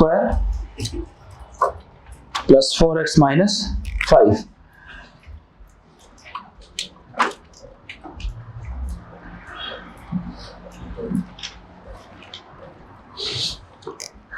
अब इसका जब multiply कराएंगे तो ये 1 लिखा हुआ है यहाँ पे, 1 और 5 को जब मल्टीप्लाई कराएंगे तो 5 आएगा। 5 के प्राइम फैक्टर्स क्या होते हैं? 5 ही होता है। तो उसको 5 और 1 को कंसीडर करें आप, 5 × 1 को कंसीडर कर लें। तो इसी तरह से जब आप लिखेंगे x² तो ये किस में कन्वर्ट हो जाएगा? ये बन जाएगा +5x - 1x में बन जाएगा, +5x - 1x में बन जाएगा। और यहाँ पे -5 एज इट इज आ जाएगा इसका। ठीक है, now it resembles question number 6। आपका जो सवाल नंबर 6 है उससे मैच करता है ये। देखें सेम है क्या डिफरेंट है? लेकिन +9। अच्छा, अब एक स्टूडेंट है जी, उन्होंने ऐसे लिख लिया था इसको। आपकी बात दुरुस्त है एक नजरिए से सिर्फ, ठीक है, कि आप इनको प्लस माइनस करें तो ऊपर वाला नंबर तो बनता है। सुने जरा सारे बच्चे देखें, किसी और की गलती ना हो ये, किसी और की गलती ना हो ये कि इन दोनों नंबर्स को जब आप प्लस या माइनस करते हैं तो 4x तो बन जाता है। क्या आप इस रूल को फॉलो कर रहे हैं, रूल नंबर 2 को? Break the middle terms in such a way that the product of middle terms is equal to the product of first and last term. Middle terms का प्रोडक्ट क्या है आपका?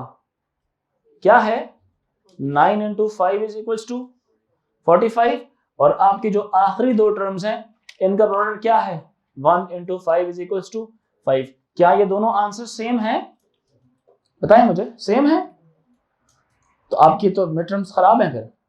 तो मैंने क्या कहा था, there are infinitely many possible ways of finding the mid terms, but out of all those infinite groups only one group is correct.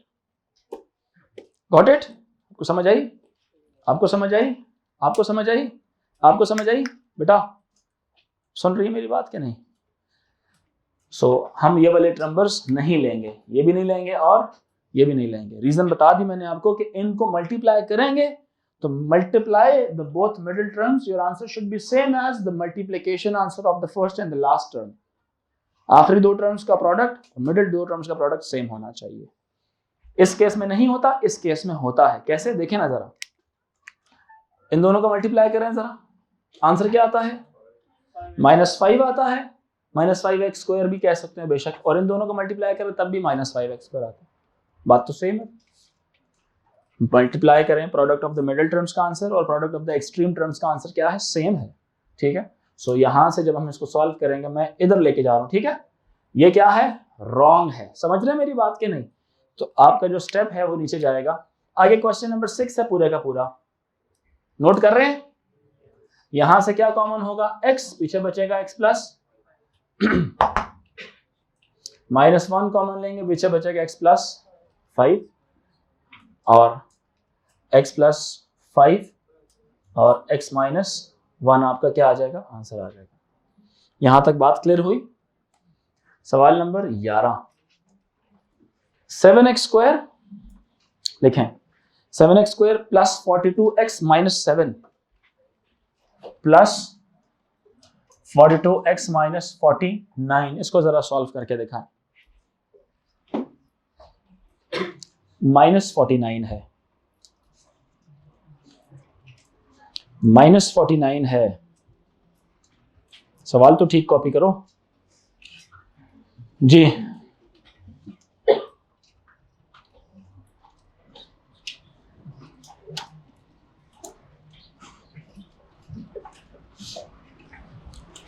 देखें, स्टेप्स को फॉलो कीजिएगा जो मैंने आपको बताए हैं, सवाल आसान हो जाएगा आपका। कैलकुलेटर के बगैर भी हो सकता है ये, कैलकुलेटर के बगैर भी हो सकता है ये, अकल इस्तेमाल करें। आप देखिएगा, आप एक गलती करेंगे लेकिन आपका दिमाग उस तरफ नहीं जा रहा। चंद बच्चे हैं उनका दिमाग उस तरफ जाएगा और कुछ बच्चों का दिमाग नहीं जाएगा, वो मैं नोट कर रहा हूं।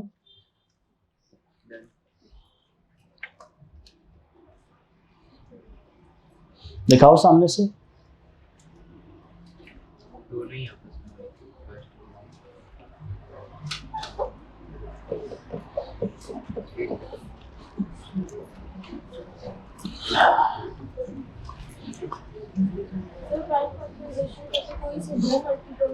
ऐसे दो होने चाहिए जिनको आप प्लस या माइनस करें तो मिडिल टर्म बननी चाहिए।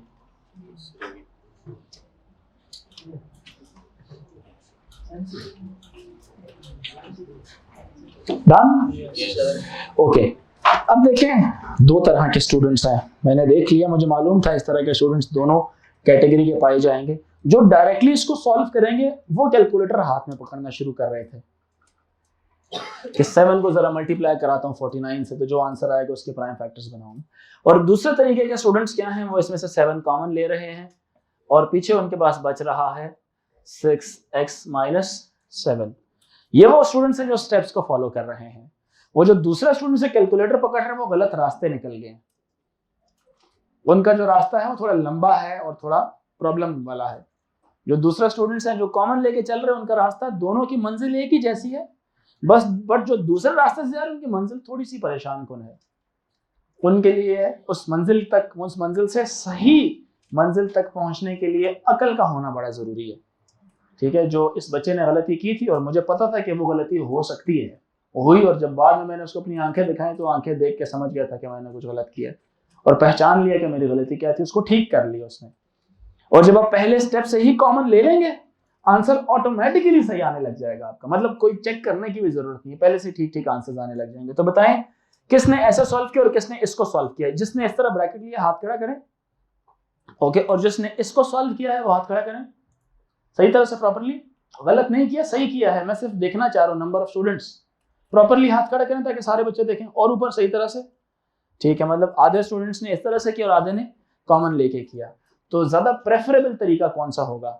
प्रेफरेबल, पहले जो स्टेप का सीक्वेंस लिखा है ना, ऑलवेज टेक कॉमन, पहले कॉमन लिया करें, हमेशा सवाल आपका आधा आसान हो जाएगा।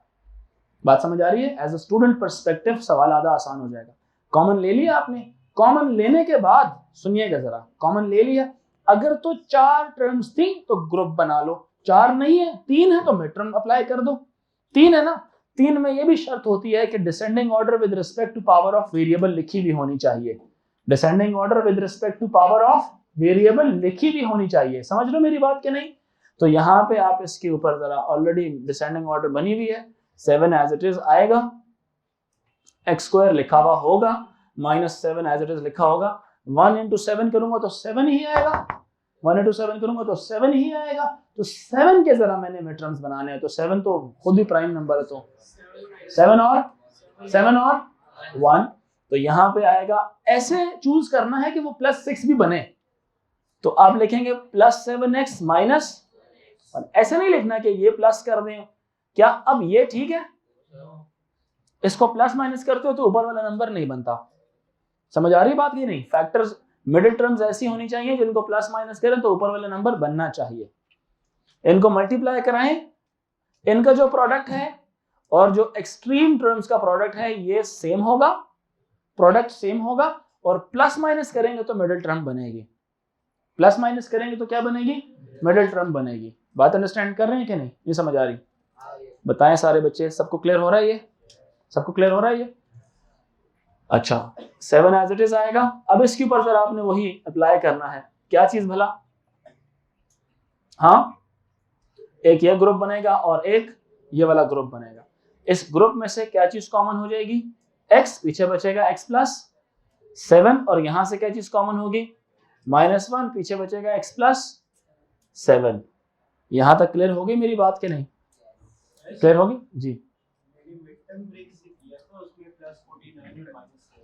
सुन ले, यहाँ पे 7 आ गया और ब्रैकेट में इसमें से एक आपका आया x प्लस 7 आया और दूसरा आया आपका x माइनस 1 आया। मैंने भी मिड टर्म ब्रेक ही किया लेकिन आसान तरीके से,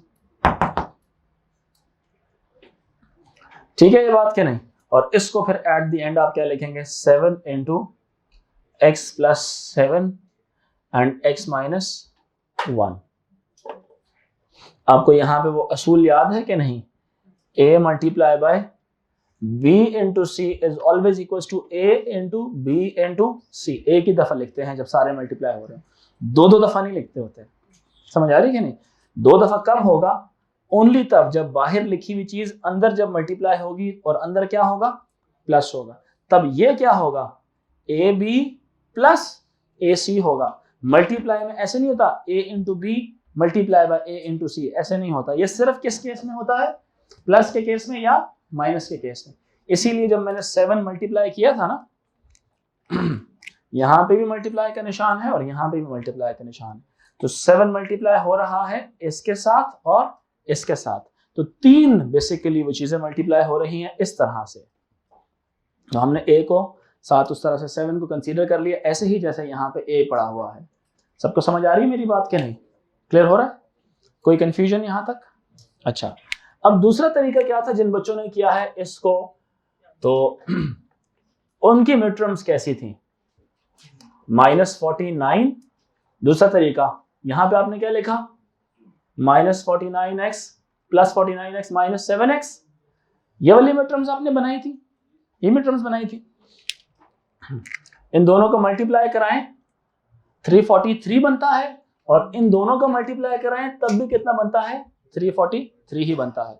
मतलब मिड टर्म बना के, चूंकि वो मुझे मालूम है इसकी mid terms, 7 multiply by 49 is equal to 343, तो 343 की मिड टर्म्स जब आपने बनाई तो 749 जार, 7 का क्यूब तो याद है ना, 7 7 जार एंड 7 1 जार, तो इसके प्राइम फैक्टर्स बन गए 7 इंटू 7 इंटू 7। अब इसमें से आपने कोई से 2 नंबर्स का ग्रुप बनाना था, ठीक है फातिमा, इनमें से किसी 2 नंबर का ग्रुप बनाना था।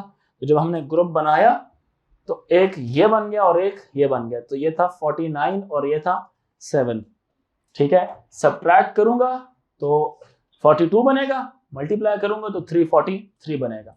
तो इसका मतलब है हमने मिड टर्म्स अपनी निकाल ली, ठीक है। सो यहाँ पे हम जब इसको लिखेंगे ग्रुप बना के, तो एक 7x कॉमन लूंगा, यहाँ पे बचेगा 7, यहाँ पे बचेगा कितना,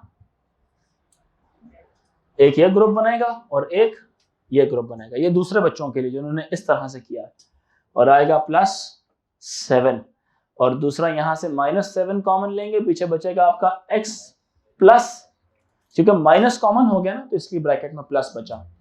ये -7x था, इसका माइनस गया तो ये प्लस हो गया, इसका भी माइनस गया तो ये भी प्लस हो गया। तो शर्त क्या थी, दोनों ब्रैकेट्स का सेम होना। इन दोनों ब्रैकेट्स को क्या बना दिया हम लोगों ने, सेम, x प्लस 7, और दूसरी ब्रैकेट क्या आ गई, 7x माइनस 7 आ गई, 7x माइनस 7। तो कुछ बच्चे जो उनसे हैं वो यहाँ पे लाके अपना आंसर डिक्लेयर कर रहे थे इसको, कुछ बच्चे इसको अपना आंसर डिक्लेयर कर रहे थे। तो यहाँ पे एक चालाकी क्या चाहिए थी कि देखना था ये फैक्टर x प्लस 7 है और ये फैक्टर 7x माइनस 7 है, तो इस दूसरे फैक्टर में से स्टिल एक चीज कॉमन होती है, एक इसमें से स्टिल एक चीज कॉमन होती है। तो आपको आखिर तक देखना पड़ता है कि क्या अभी भी तो कॉमन नहीं होता, ठीक है। तो आप आखिर तक ये चीज चेक कर रहे होते हैं। तो आप एंड में फिर क्या करते हैं, इसमें से 7 कॉमन लेते हैं, बाहर आता है यहाँ पर, बेसिकली मैं यहाँ पे लिख देता हूँ x प्लस 7, ये पहला फैक्टर है आपका, ठीक है। दूसरा 7 इधर आ गया और x माइनस 1 आ गया। क्लियर हुई मेरी बात कि नहीं? अब इसको अरेंज करके जब लिखते हैं तो ये 7 पीछे लिखा जाता है, यहाँ पे फिर आप इसको नहीं लिखते। बात समझ रहे हैं कि नहीं? तो फिर ये एज अ होल, ये जो ब्लू कलर में लिखा हुआ है ये वाला आंसर और ये आंसर दोनों क्या है? ये दोनों सेम आंसर्स आते हैं। ठीक है, दोनों क्या आते हैं? सेम आंसर्स आते हैं। इसमें थोड़ी आपको चालाकी दिखानी है कि एंड तक आपको चेक करना है कि कहीं अभी भी तो कोई चीज कॉमन नहीं होती, कहीं अभी तो कोई चीज कॉमन नहीं होती। ठीक है, ये बात क्या नहीं? लेकिन जो स्टार्टिंग वाला था, हमेशा एक असूल याद रख लो बच्चों, हमेशा एक असूल याद रख लो, एक रूल याद रख लो कि पहला हमेशा कॉमन लेना है आपने। नंबर्स आसान हो जाते हैं आपके। जैसे यहाँ पे तो 343 था ना, तो एक ऐसा नंबर था कि जिसमें एक बड़ी बड़ी वैल्यूज आ रही थी, तो उसमें प्रॉब्लम्स की जरूरत पड़ सकती है, आ सकते हैं मसले मसाइल। ठीक है, कोई मसला है यहाँ तक? अच्छा, कितने सवाल हो गए? 12 या 11? 12 हो गए। एक और क्वेश्चन लिखें, 16x³ y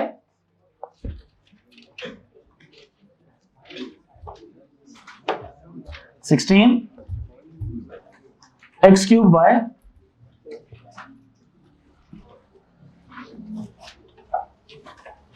16x³ y 16x³ y minus 36xy³। सवाल नंबर कितना हो जाएगा ये? 12। ओके, अब इस दो ही टर्म्स हैं इसमें, दो ही टर्म्स हैं इसमें, तो इसमें तो मिड टर्म है ही नहीं ना, इसमें तो कॉमन लेंगे आप। इसमें तो मिड टर्म हो ही नहीं सकती ना। मिड टर्म तो हमेशा कब होती है? दरमियानी टर्म तो हमेशा ऑड नंबर्स में आती है ना, 3 में, 5 में, 7 में। ठीक है, तो हम यहां से जब इसमें से कॉमन लेंगे तो ये भी आपको दिख रहा है 4 का मल्टीपल है, ये भी आपको दिख रहा है 4 का मल्टीपल है, तो एक तो 4 भी इसमें से कॉमन आ जाएगा। ठीक है बच्चों, 4 भी क्या आ जाएगा? कॉमन। ये यहाँ पर x³ मौजूद है और यहाँ पे x पावर 1 मौजूद है, तो x पावर 1 कॉमन लेंगे। क्या कॉमन लेंगे? x पावर 1 कॉमन लिया जाएगा। क्या कॉमन लिया जाएगा? x पावर 1 कॉमन लिया जाएगा। यहां से क्या चीज कॉमन होगी? y पावर 1 और y का क्यूब मौजूद है, तो यहां से क्या चीज कॉमन ले लें? y पावर 1 कॉमन ले लें। पीछे क्या बचेगा? यहां पे बच जाएगा 4x³ में से 3x थे, x into x into x, एक x बाहर चला गया, पीछे क्या बचेगा? x स्क्वायर बचेगा। क्या बचेगा? x square. y पावर 1 बाहर चला गया, y पावर 1 बाहर चला गया, तो y यहाँ पे नहीं आएगा, y की जगह 1 रहेगा, मल्टीप्लाई बाय 1, तो वो यही बनेगा।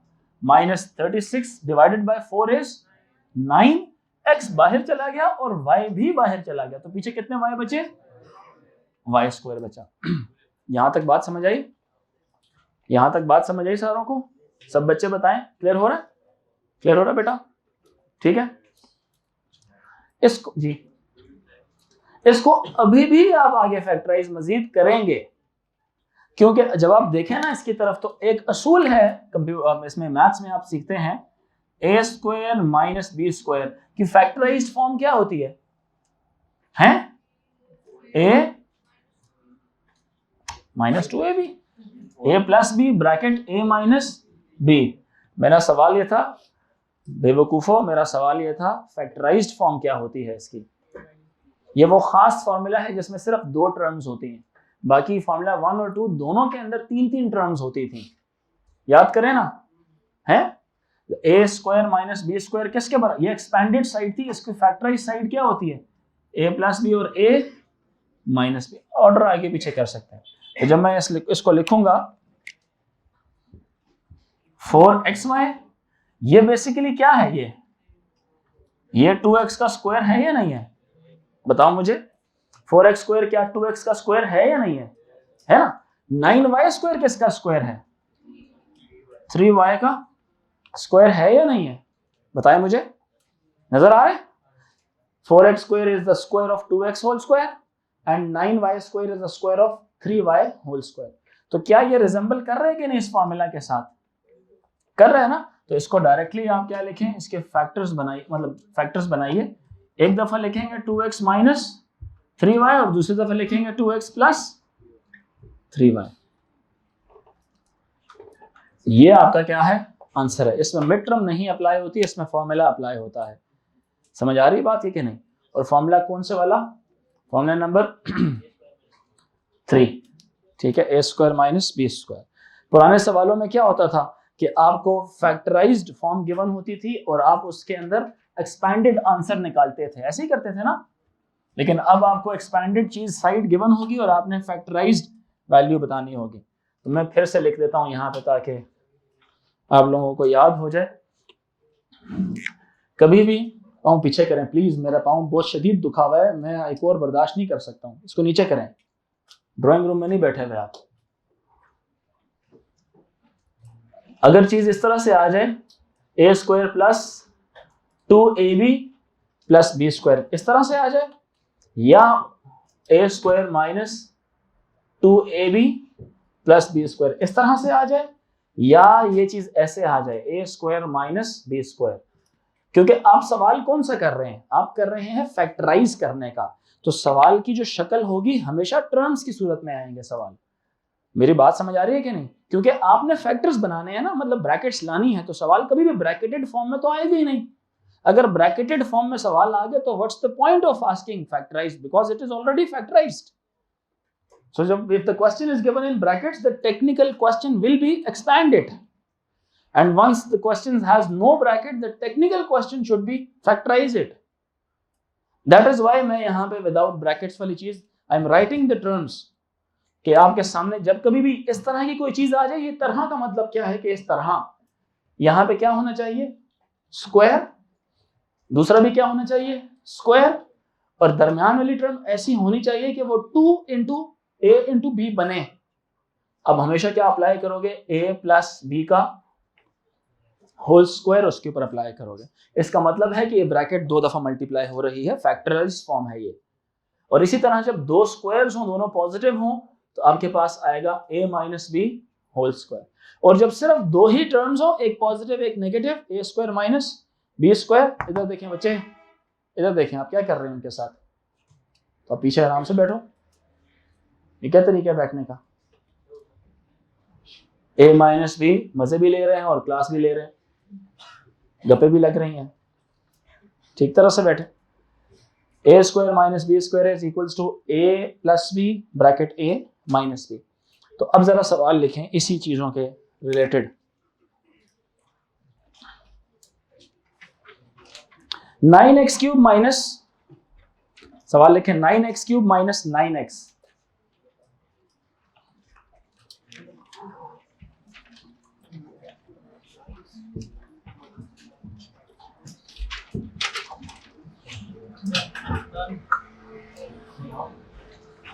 खामोशी से करते रहें जितना सवाल लिख रहा हूं।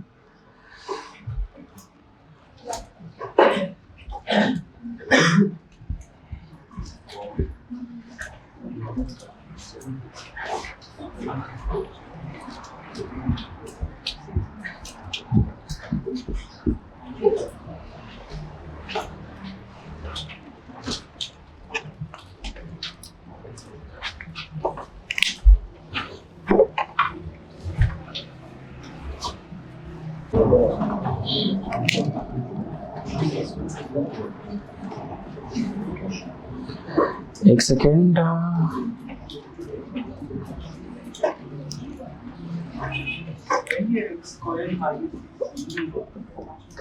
ओके, जो नहीं हो रहा छोड़ के, स्पेस छोड़ के आगे चलते जाएं। जो नहीं हो रहा आगे चलते जाएं, कोई मसला नहीं।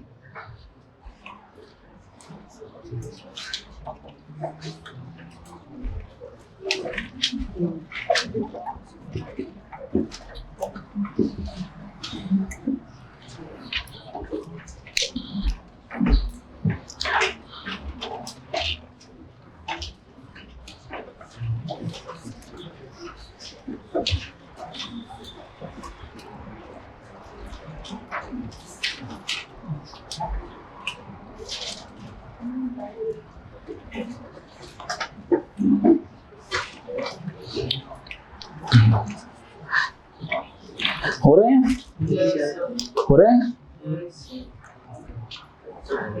जहां पे फॉर्मूला अप्लाई नहीं हो रहा, कॉमन लेके फॉर्मूला अप्लाई करें, हो जाएगा। ठीक है, फॉर्मूला मेथड है ये। यहां से स्टार्ट होता है फॉर्मूला मेथड। जी बेटा नहीं, जब आप देखें ना, ये जब आप लिखते हैं A square minus B square, तो ये ऐसे थोड़ी होता है A square plus B square and then A square minus B square. तो हमेशा कैसे होता है A plus B and A minus B. Square के अलावा जो सा नंबर होता है उसको आप लिखते हैं सिर्फ ऐसे करके, ठीक है। ये आपने देखा था कि जब इन ब्रैकेट्स को सॉल्व करें ना तो ये चीज बनती है, तो जब इसको हम फैक्टराइज करेंगे तो ये चीज भी बनेगी, ठीक है। तो स्क्वायर ना डालें, बगैर स्क्वायर के करें। इधर देखें जरा, मैं कराता हूं। यहां पे पहले स्टेप में हमने क्या किया, 9 कॉमन लिया, x भी कॉमन लिया, पीछे क्या बचा आपके पास, एक्स स्क्वायर माइनस 1 बचा। समझ आ रही है कि नहीं? तो जब आप इसको देखते हैं ना, एक्स स्क्वायर माइनस 1 बचा, तो 1 भी बेसिकली किसका स्क्वायर है, 1 अपने आप का स्क्वायर है। तो ये बन जाएगा 9x bracket x minus 1 and then x plus 1। मैं दोबारा स्क्वायर स्क्वायर नहीं लगाऊंगा, बस वो स्क्वायर खत्म हो गया। 14 में क्या होगा, this is x square minus 4 square, it will become x minus 4 into x plus, computer वाले बच्चों को रोकिएगा, उनकी क्लास है। x माइनस 4 और x, सबका ये आंसर आ रहा है। ये ना कर देना, देखें गलती क्या है, मैं रेड पेन से लिख रहा हूं, ऐसे ना लिख देना, ठीक है। ये गलती है, रेड पेन से लिखा है, गलती है, ये ना लिखिएगा, ठीक है। फॉर्मूला को फॉलो करें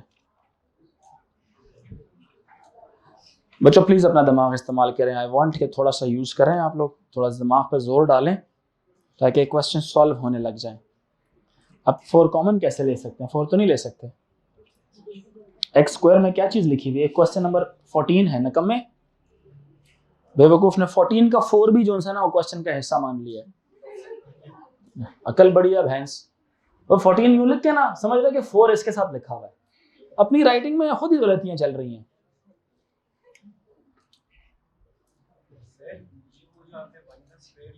है हाँ, क्यों 1 का स्क्वायर क्या होता है, 1 square equal to 1, 2 square equal to 4, 3 square equal to 9, 4 square equal to 16। तो अगर 1 आ गया तो 1 किसका स्क्वायर है, 1 का स्क्वायर। तो ऑब्वियसली मैंने 16 को किसका स्क्वायर बना दिया था, 4 का। तो ये नंबर 1 लिखा हुआ है तो 1 किसका स्क्वायर है, 1 इज द स्क्वायर ऑफ 1।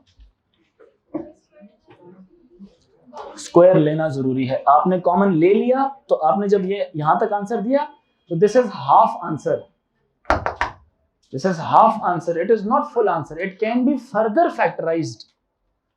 ये फॉर्मूला तो फिर बताने का मकसद ही नहीं रहा ना कि अगर आप इसको फैक्टराइज नहीं करते, इस चीज को आप कहते हैं कि मैं आंसर को इसी फॉर्म में छोड़ देती हूं, तो क्या ये आंसर ठीक होगा?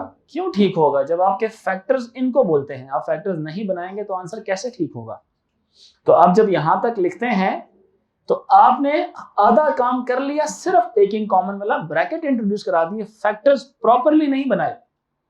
मतलब क्या था, ये जो सी चीज है ना, ये वाली जो ब्रैकेट है, ये फैक्टराइज हो सकती है कैसे? बाय ए स्क्वायर माइनस दूसरे नंबर का स्क्वायर। अब ये 1 है, 1 का स्क्वायर क्या होता है, ये अपने आप का स्क्वायर है। जैसे यहां पे नहीं किया आपने, 16 था, 16 किसका स्क्वायर होता है, 16 का स्क्वायर नहीं होता, 16 इज द स्क्वायर ऑफ 4। तो आपने इसकी जगह क्या लिखा, 4 स्क्वायर लिखा। तो ये हो जाएगा x माइनस 4 एक दफा आ जाएगा और एक दफा आ जाएगा x प्लस 4 आ जाएगा। जी बेटा, बेटा ग्राफ मेथड से क्या हो गया, ग्राफ तो इक्वेशन के लिए होती है, हम तो एक्सप्रेशन कर रहे हैं। तो भाई ग्राफ इक्वेशन के लिए चलता है, एक्सप्रेशन के लिए ग्राफ नहीं चलता। कहां से सीख लिया है कि आप ग्राफिकल मेथड से एक्सप्रेशन को सॉल्व करेंगे? कभी भी नहीं सॉल्व होता ये, उसकी तो तुक ही नहीं बनती, वो तो पोल्स अपार्ट बात है। ग्राफ एक कॉन्सेप्ट ही अलग है, समझ आ रही है? वो रॉन्ग कॉन्सेप्ट है, स्ट्रेट अवे रॉन्ग। एक्सप्रेशंस में ग्राफ इक्वेशन सॉल्व करवाता है, सॉल्व करवाता है, सिंप्लीफाई नहीं करवाता। ये सिंप्लीफिकेशन के कॉन्सेप्ट्स होते हैं, क्योंकि ये एक्सप्रेशंस है। एक्सप्रेशन सिर्फ अपनी शक्ल तब्दील करती है। ये सब बच्चे इस बात को सुने, मैं जो अल्फाज की अदायगी कर रहा हूं सुनिए जरा। एक्सप्रेशन अपनी शक्ल तब्दील करती है, इक्वेशन शक्ल नहीं तब्दील करती, वो उसमें जो मौजूद वेरिएबल होता है उसकी वैल्यू फाइंड आउट करती है। अल्फाज समझ रहे कि नहीं? इक्वेशन क्या करती है, वो x इक्वल टू उसकी वैल्यू निकालती है। एक्सप्रेशन सिर्फ यस 3 का स्क्वायर। बच्चों को मेरी बात समझ आ रही है? सब बच्चे बताएं। x स्क्वायर माइनस 3 का स्क्वायर। जैसे ये स्टेप था ना, इसमें मुझे एक और स्टेप में अगर करके दिखाता आपको तो ये होता इसका, इसको मैं ऐसे लिखता, वहां इधर देखो x स्क्वायर माइनस 1 स्क्वायर करके मैं लिखता इसको, ठीक है। 1 को 1 स्क्वायर बनाता और ये बन जाता 9x and x minus 1 and then x plus 1। Clear होगी मेरी बात के नहीं? वेल अच्छा, ये आगे क्या बन जाएगा,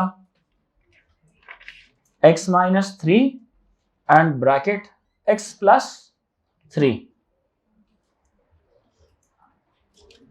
ये इसका क्या आ जाएगा, आंसर आ जाएगा। क्लियर हो रही है मेरी बात के नहीं? ये क्या आ जाएगा इसका, सबका यही आया है। किस किस का ये आया है? मेजॉरिटी का, ठीक है। जिसका नहीं आया प्लीज गलतियां ठीक कर लें अपनी। इसके बाद यहां पे ये क्या होगा, 4 is a square, y is a square, तो as a whole 4 is a square of 2। 4 किसका स्क्वायर है, 2। देखिएगा व्हाइट बोर्ड पे देखें, ये भी स्क्वायर है, ये भी स्क्वायर है, इसको एज अ होल मल्टीप्लाई हो रहे हैं ना। Look at the white board, look at the white board, दोनों स्क्वायर्स हैं। इनको यहां से ऐसे लिखा जा सकता है क्योंकि 2 का भी स्क्वायर है, y का भी स्क्वायर है, तो उसको एज अ होल स्क्वायर बना के लिख दिया गया, ठीक है। अब ये वही रिजेंबल कर रहा है फॉर्मूला नंबर 3 के साथ कि फर्स्ट टर्म का स्क्वायर माइनस सेकंड टर्म का square, so it comes as first term minus second term and first term plus second term, a minus B और a प्लस बी, ठीक है। किस किस का ये आंसर सेम आया, ठीक है, वेरी गुड। नेक्स्ट की तरफ आए जरा, कितने सवाल हो गए, 16, 17 की तरफ आए। इसमें से क्या कॉमन लेंगे, एक्स स्क्वायर माइनस 9 बचेगा, जवाब क्या आएगा, एक्स स्क्वायर माइनस 3 स्क्वायर, तो यह आएगा 3 into x plus 3 into x minus 3, x minus 3। Clear हो रही है मेरी बात की नहीं? क्लियर हो रही है बच्चों? 18th question is similar to the question number 13। 5 common लेंगे, पीछे बचेगा एक्स स्क्वायर माइनस 1, ये लिखा जाएगा 5 इंटू एक्स स्क्वायर माइनस 1 का स्क्वायर। समझ आ रही है सारों को? सब बच्चे बताएं, सबको समझ आ रही है? तो ये क्या बन जाएगा, 5 into x plus 1 into x minus 1। किस किस का ये आंसर आया? ओके 19 की तरफ आए। क्या 19 पे फॉर्मूला 1 अप्लाई, फॉर्मूला 3 अप्लाई होगा? नो, इस पर फॉर्मूला नंबर 1 अप्लाई होगा। 1 कैसे? इसकी तरफ अगर आप देखें तो दिस इज x का स्क्वायर, 9 की तरफ आप देखें तो ये किसका स्क्वायर है, 3 का स्क्वायर है। किसका स्क्वायर है, 3 का। किसका स्क्वायर है, 3 का। तो ये क्या हो जाएगा, 2 into first term that was a, second term क्या थी, 3, तो यहां पे क्या लिख देंगे आप, 3 लिख देंगे जी। आपको कैसे पता चला यहाँ पे मिड टर्म देख लगा? मैं यहाँ पे मिड टर्म भी लगा सकता था, मैं लिख लगा नहीं, कॉमन तो इसमें से कुछ भी नहीं होता। 3x किधर से 3x, क्या तीनों टर्म्स में 3x मौजूद है? यहाँ पे x है, इधर x है, उधर x नहीं है। यहाँ पे 3 है, यहाँ पे 3 है, इधर 3 नहीं है, तो कॉमन तो इसमें से नहीं ले सकते। अगर कॉमन तीनों में होता तो ले लेता मैं, कॉमन नहीं ले सकते इस वक्त। कॉमन होने के लिए जरूरी है कि तमाम टर्म्स में वो मल्टीपल मौजूद होना चाहिए, तमाम टर्म्स में वो मल्टीपल मौजूद होना चाहिए, उसके लिए जरूरी है ये। अब मिड टर्म ब्रेक भी लगा सकता था, फॉर्मूला भी लगा सकता था। फॉर्मूला आसान इसलिए है बिकॉज आई टोल्ड यू कि आपको स्क्वायर्स याद होने चाहिए, स्क्वायर्स याद होने चाहिए, ये इक्वेशंस में भी हेल्प आउट करते हैं आपको। एक्स स्क्वायर अपने आप का स्क्वायर है, 9 3 का स्क्वायर है। किसी भी फॉर्मूला के अंदर आप नोट करें 2 स्क्वायर्स का होना बड़ा ही जरूरी है। ये देखें ना, ये भी स्क्वायर है और ये भी स्क्वायर है, ये भी स्क्वायर है और ये भी स्क्वायर है। 3 टर्म्स वाले सवालों में दोनों स्क्वायर्स पॉजिटिव हैं। ए स्क्वायर पॉजिटिव है ना, नीचे भी ए स्क्वायर क्या है, ए स्क्वायर क्या है, पॉजिटिव। इधर बी स्क्वायर क्या है, नीचे भी बी स्क्वायर क्या है, पॉजिटिव। सिर्फ फर्क किस में आ रहा है, 2ab के साइन में। अगर प्लस होगा तो a plus B whole square है, अगर माइनस होगा माइनस 2ab आएगा तो a minus B whole square. तो यहां पे देखो जरा, ये जो 2ab वाली टर्म है, 2a क्या है, ये आपका x है, तो यहां पे आ गया 2 इंटू a इंटू बी क्या है आपका 3। जरा आप देख लो अली मुर्तजा, ये आपका वो 6x बनता है कि नहीं बनता, ये आपका x स्क्वायर बनता है कि नहीं बनता, ये आपका 9 बनता है कि नहीं बनता। आपको तरीका आना चाहिए कि फॉर्मूले में किस तरह से हम इसको इक्वेट करेंगे, मतलब फॉर्मूले से कैसे बराबरी करेंगे इसकी। जैसे वो 3 फॉर्मूलाज लिखे हुए हैं, आप देखें तीनों के अंदर एक पैटर्न है। पहले 2 के अंदर 3 टर्म्स आएंगी, a स्क्वायर 2ab वाली और b स्क्वायर वाली, फिर नीचे भी a स्क्वायर 2ab और b स्क्वायर वाली टर्म। सिर्फ फॉर्मूला 3 ऐसा जिसमें सिर्फ 2 टर्म्स आती हैं, 2 टर्म्स, 2, वहां पे भी 2, यहाँ पे भी 2 टर्म्स आ रही हैं। क्लियर हो रही है मेरी बात की नहीं। और दोनों टर्म्स में खास बात यह है कि दोनों पे स्क्वायर आते हैं और माइनस का साइन आता है बीच में, तो उसकी ब्रैकेट्स लगाना कुछ भी ना करें, सिर्फ एक दफा a माइनस बी और एक दफा a प्लस बी करें। ठीक है ये बात। अब जब मैं इसकी तरफ देखता हूँ, टर्म्स 3 टर्म्स हैं, तो मैं a square minus B square की तरफ नहीं जाऊंगा क्योंकि वो 2 टर्म वाला फॉर्मूला है। 3 टर्म्स वाले फॉर्मूलास कौन से वाले हैं, 1 और 2। तो और सारे पॉजिटिव हो, फॉर्मूला 1 है, ये स्ट्रेट फॉर्मूला 1 है। अगर ये माइनस 6x होता, फॉर्मूला 2 है। ये मैं सिर्फ दिखा रहा हूं ताकि देख लो एक दफा कि हाँ ये वाकई किसके बराबर है, a स्क्वायर प्लस 2 इंटू, मतलब स्क्वायर के अलावा जो ये वेरिएबल है a, फिर ये b और इसी का स्क्वायर लिखा हुआ है यहाँ पे। तो ये बिल्कुल वही चीज है, a मतलब x का स्क्वायर प्लस 2 इंटू वही विदाउट स्क्वायर x 3 और 3 का स्क्वायर। तो ये बराबर होगा किसके, x प्लस 3 के होल स्क्वायर के बराबर होगा। जैसे ये किसकी इक्वल था, ये किसकी इक्वल था, a प्लस b का होल स्क्वायर के इक्वल था, ये वो भी लिखा हुआ है वहां पे। ठीक है ये बात क्या नहीं, ठीक है जी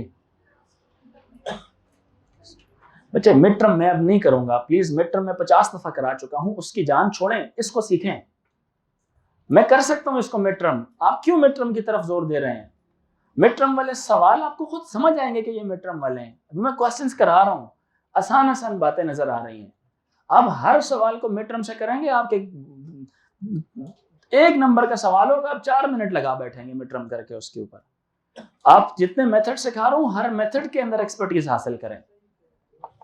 मेरी बात अंडरस्टैंड करें सर इस चीज को।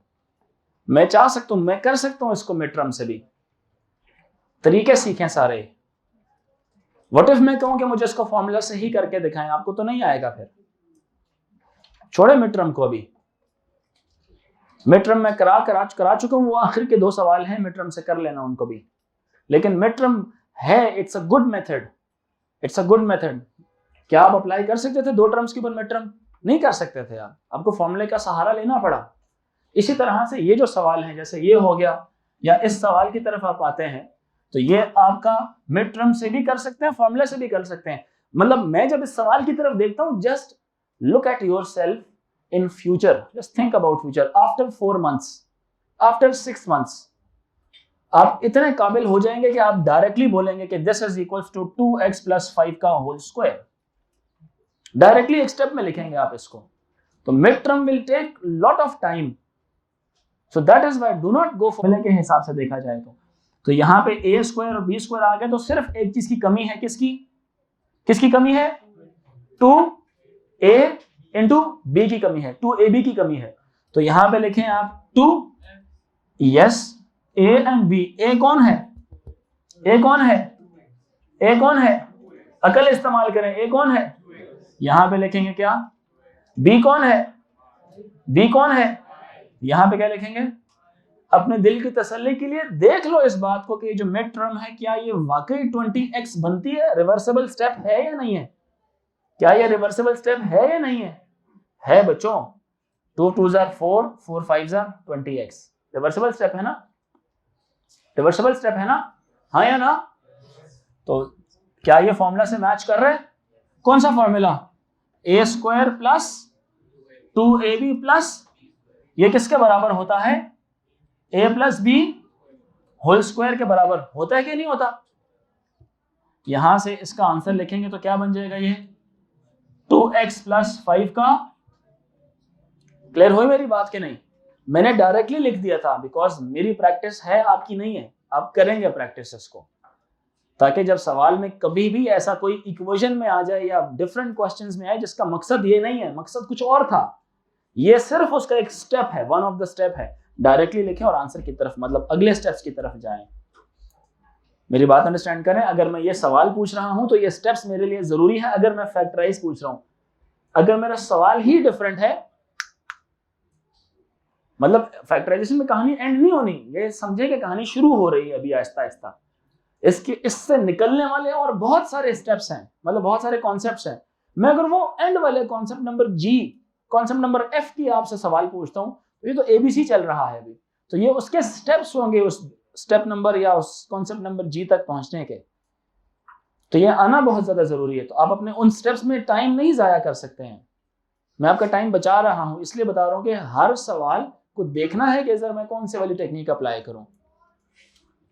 जब आप जंग में जाते हैं तो जंग में आप तोप इस्तेमाल नहीं करते चूंटी मारने के लिए। मेरी बात समझ आ रही है कि नहीं? आप तोप समझते हैं ना, वो कैनन जिसको बोलते हैं, या टैंक इस्तेमाल नहीं करते आप चूंटी को मारने के लिए। चूंटी को मारने के लिए चूंटी के हथियार इस्तेमाल करने हैं, बड़ी चीज को करने के लिए बड़े वाले हथियार इस्तेमाल होते हैं। तो हर एक चीज के लिए आप गोला बारूद नहीं इस्तेमाल करेंगे। तो mid term break is a good concept but not the best concept for every scenario. 3 terms वाले तमाम सवाल मिड टर्म ब्रेक से हो सकते हैं, but it is sometimes time consuming. सही है ना? सवाल number 21, what do you look at these things? There are 2 terms still, the first term का square and then second term का स्क्वायर। अब 2 बच्चे हैं, अब एक स्टूडेंट है, सुने जरा, formula is very important in this question. एक स्टूडेंट है जो इसकी ब्रैकेट को पहले ओपन करता है, एक स्टूडेंट है जो इसकी ब्रैकेट को पहले ओपन करता है। 3 टर्म्स बनती हैं यहां से, a minus B whole square is equal to, मतलब यहां पे फॉर्मूला लगेगा x square minus 2xy plus y square. 3 terms plus minus 25 भी डालेगा साथ इसके, और देखेगा ओहो तो फॉर्मूला फैक्टराइज ही नहीं होता, अब मैं क्या करूं? है तो फैक्टराइज ही नहीं होता, अब मैं क्या करूं? तरीका क्या है? दोनों की तरफ देखना, वो टर्म्स का कॉन्सेप्ट याद रखना कि ये 2 टर्म्स हैं, ये भी स्क्वायर है और ये वाला भी स्क्वायर है। तो ये बन जाएगा x माइनस वाई का स्क्वायर माइनस 5 का स्क्वायर बनेगा। ये मेरी बात समझे जरा सारे बच्चे, माइनस 5 का स्क्वायर बनेगा ये। और यहां पे फॉर्मूला नंबर 2 आप लगाएंगे अब मोर इफेक्टिवली। तो ये सुनो जरा, क्या बन जाएगा ये? एक दफा x माइनस वाई माइनस 5 और एक दफा बनेगा x माइनस वाई प्लस 5। बच्चों समझ आ रही है कि नहीं आ रही? मतलब देखो, एक दफा first number minus second number और एक दफा first number plus second number. बच्चों को नहीं समझ आ रही? अरे आसान है। किसी ने ओपन तो नहीं कर दी थी ब्रैकेट इसकी, ये एग्जाम में नहीं कीजिएगा, ठीक है? फैक्टराइज करना तो जरा देखना है फॉर्मूले की निगाह से, तवज्जो रखें प्लीज। अच्छा, इसको यहाँ पे छोड़ना नहीं है, इसको यहाँ छोड़ना नहीं है। इसका जवाब आएगा x minus Y minus 5, x minus Y plus 5। ये मैं इसलिए कर रहा हूं कि देखना है कि कहीं आखिर में तो कोई प्लस माइनस नहीं होता इसमें, है ना? मतलब नहीं हो, फिलहाल तो नहीं हो रहा, लेकिन क्वेश्चन नंबर 22 में होगा। क्वेश्चन नंबर 22 में होगा, आखिर में प्लस माइनस क्वेश्चन नंबर 22 में होगा। होता है कि नहीं होता? किस किस ने 22 कर लिया है? क्वेश्चन नंबर 22 आंसर मैच कराइए। आंसर है गालिबन कुछ 4xy करके कुछ। किसका आंसर 4xy आ रहा है? किस किस का आंसर 4xy है क्वेश्चन 22 का? अच्छा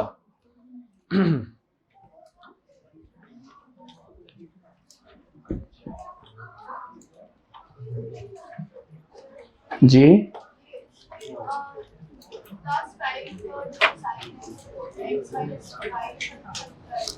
multiply a square minus B square is equal to a plus B and a minus B. So एक दफा पहली ब्रैकेट -5 एंड देन पहली ब्रैकेट +5। पहली ब्रैकेट -5 और पहली ब्रैकेट +5, यानी a minus B and a plus B. देखे ना, यहां पे ये क्या है, x माइनस 5, एक दफा ये लिख दिया मैंने, -5 कर दिया और एक दफा उसी को +5 के साथ कर दिया। ठीक है, सबको समझ आ गई? तवज्जो रखें प्लीज, तवज्जो रखें सारे। बस आपने सिर्फ ब्रैकेट ओपन की है, ये तो फर्स्ट टर्म था ना, इसकी ब्रैकेट ओपन कर दी, इसके साथ बाहर तो कुछ भी नहीं लिखा हुआ, तो बस ब्रैकेट ओपन करके लिख दी। ये यहाँ पे लिख दिया -5 as it is, in brackets की जगह पे मैंने स्मॉल ब्रैकेट्स लगा दिए। बच्चे बातें नहीं करें, स्मॉल ब्रैकेट्स लगा दी। ठीक है, ठीक। इसकी तरफ आओ जरा, यहाँ पे इधर देखो, जब आप इस सवाल को देखते हैं तो यहाँ पे भी तो आपके पास वही फॉर्मूला नंबर 3, बस लास्ट क्वेश्चन है, वही फॉर्मूला नंबर 3 बचता है ना। जैसे क्या, x माइनस वाई का x plus Y whole square and then -x minus Y whole square. अगर आप बच्चों इसको देखते हो ना उस तरह से कि आप पहले फॉर्मूला 1 लगा के इसको एक्सपैंड करो, फिर फॉर्मूला 2 लगा के इसको एक्सपैंड करो, फिर प्लस माइनस करो, लेंथी हो जाएगा। आंसर तो सेम आएगा, आंसर सेम आएगा। मैं इसको करता हूं इस तरह से,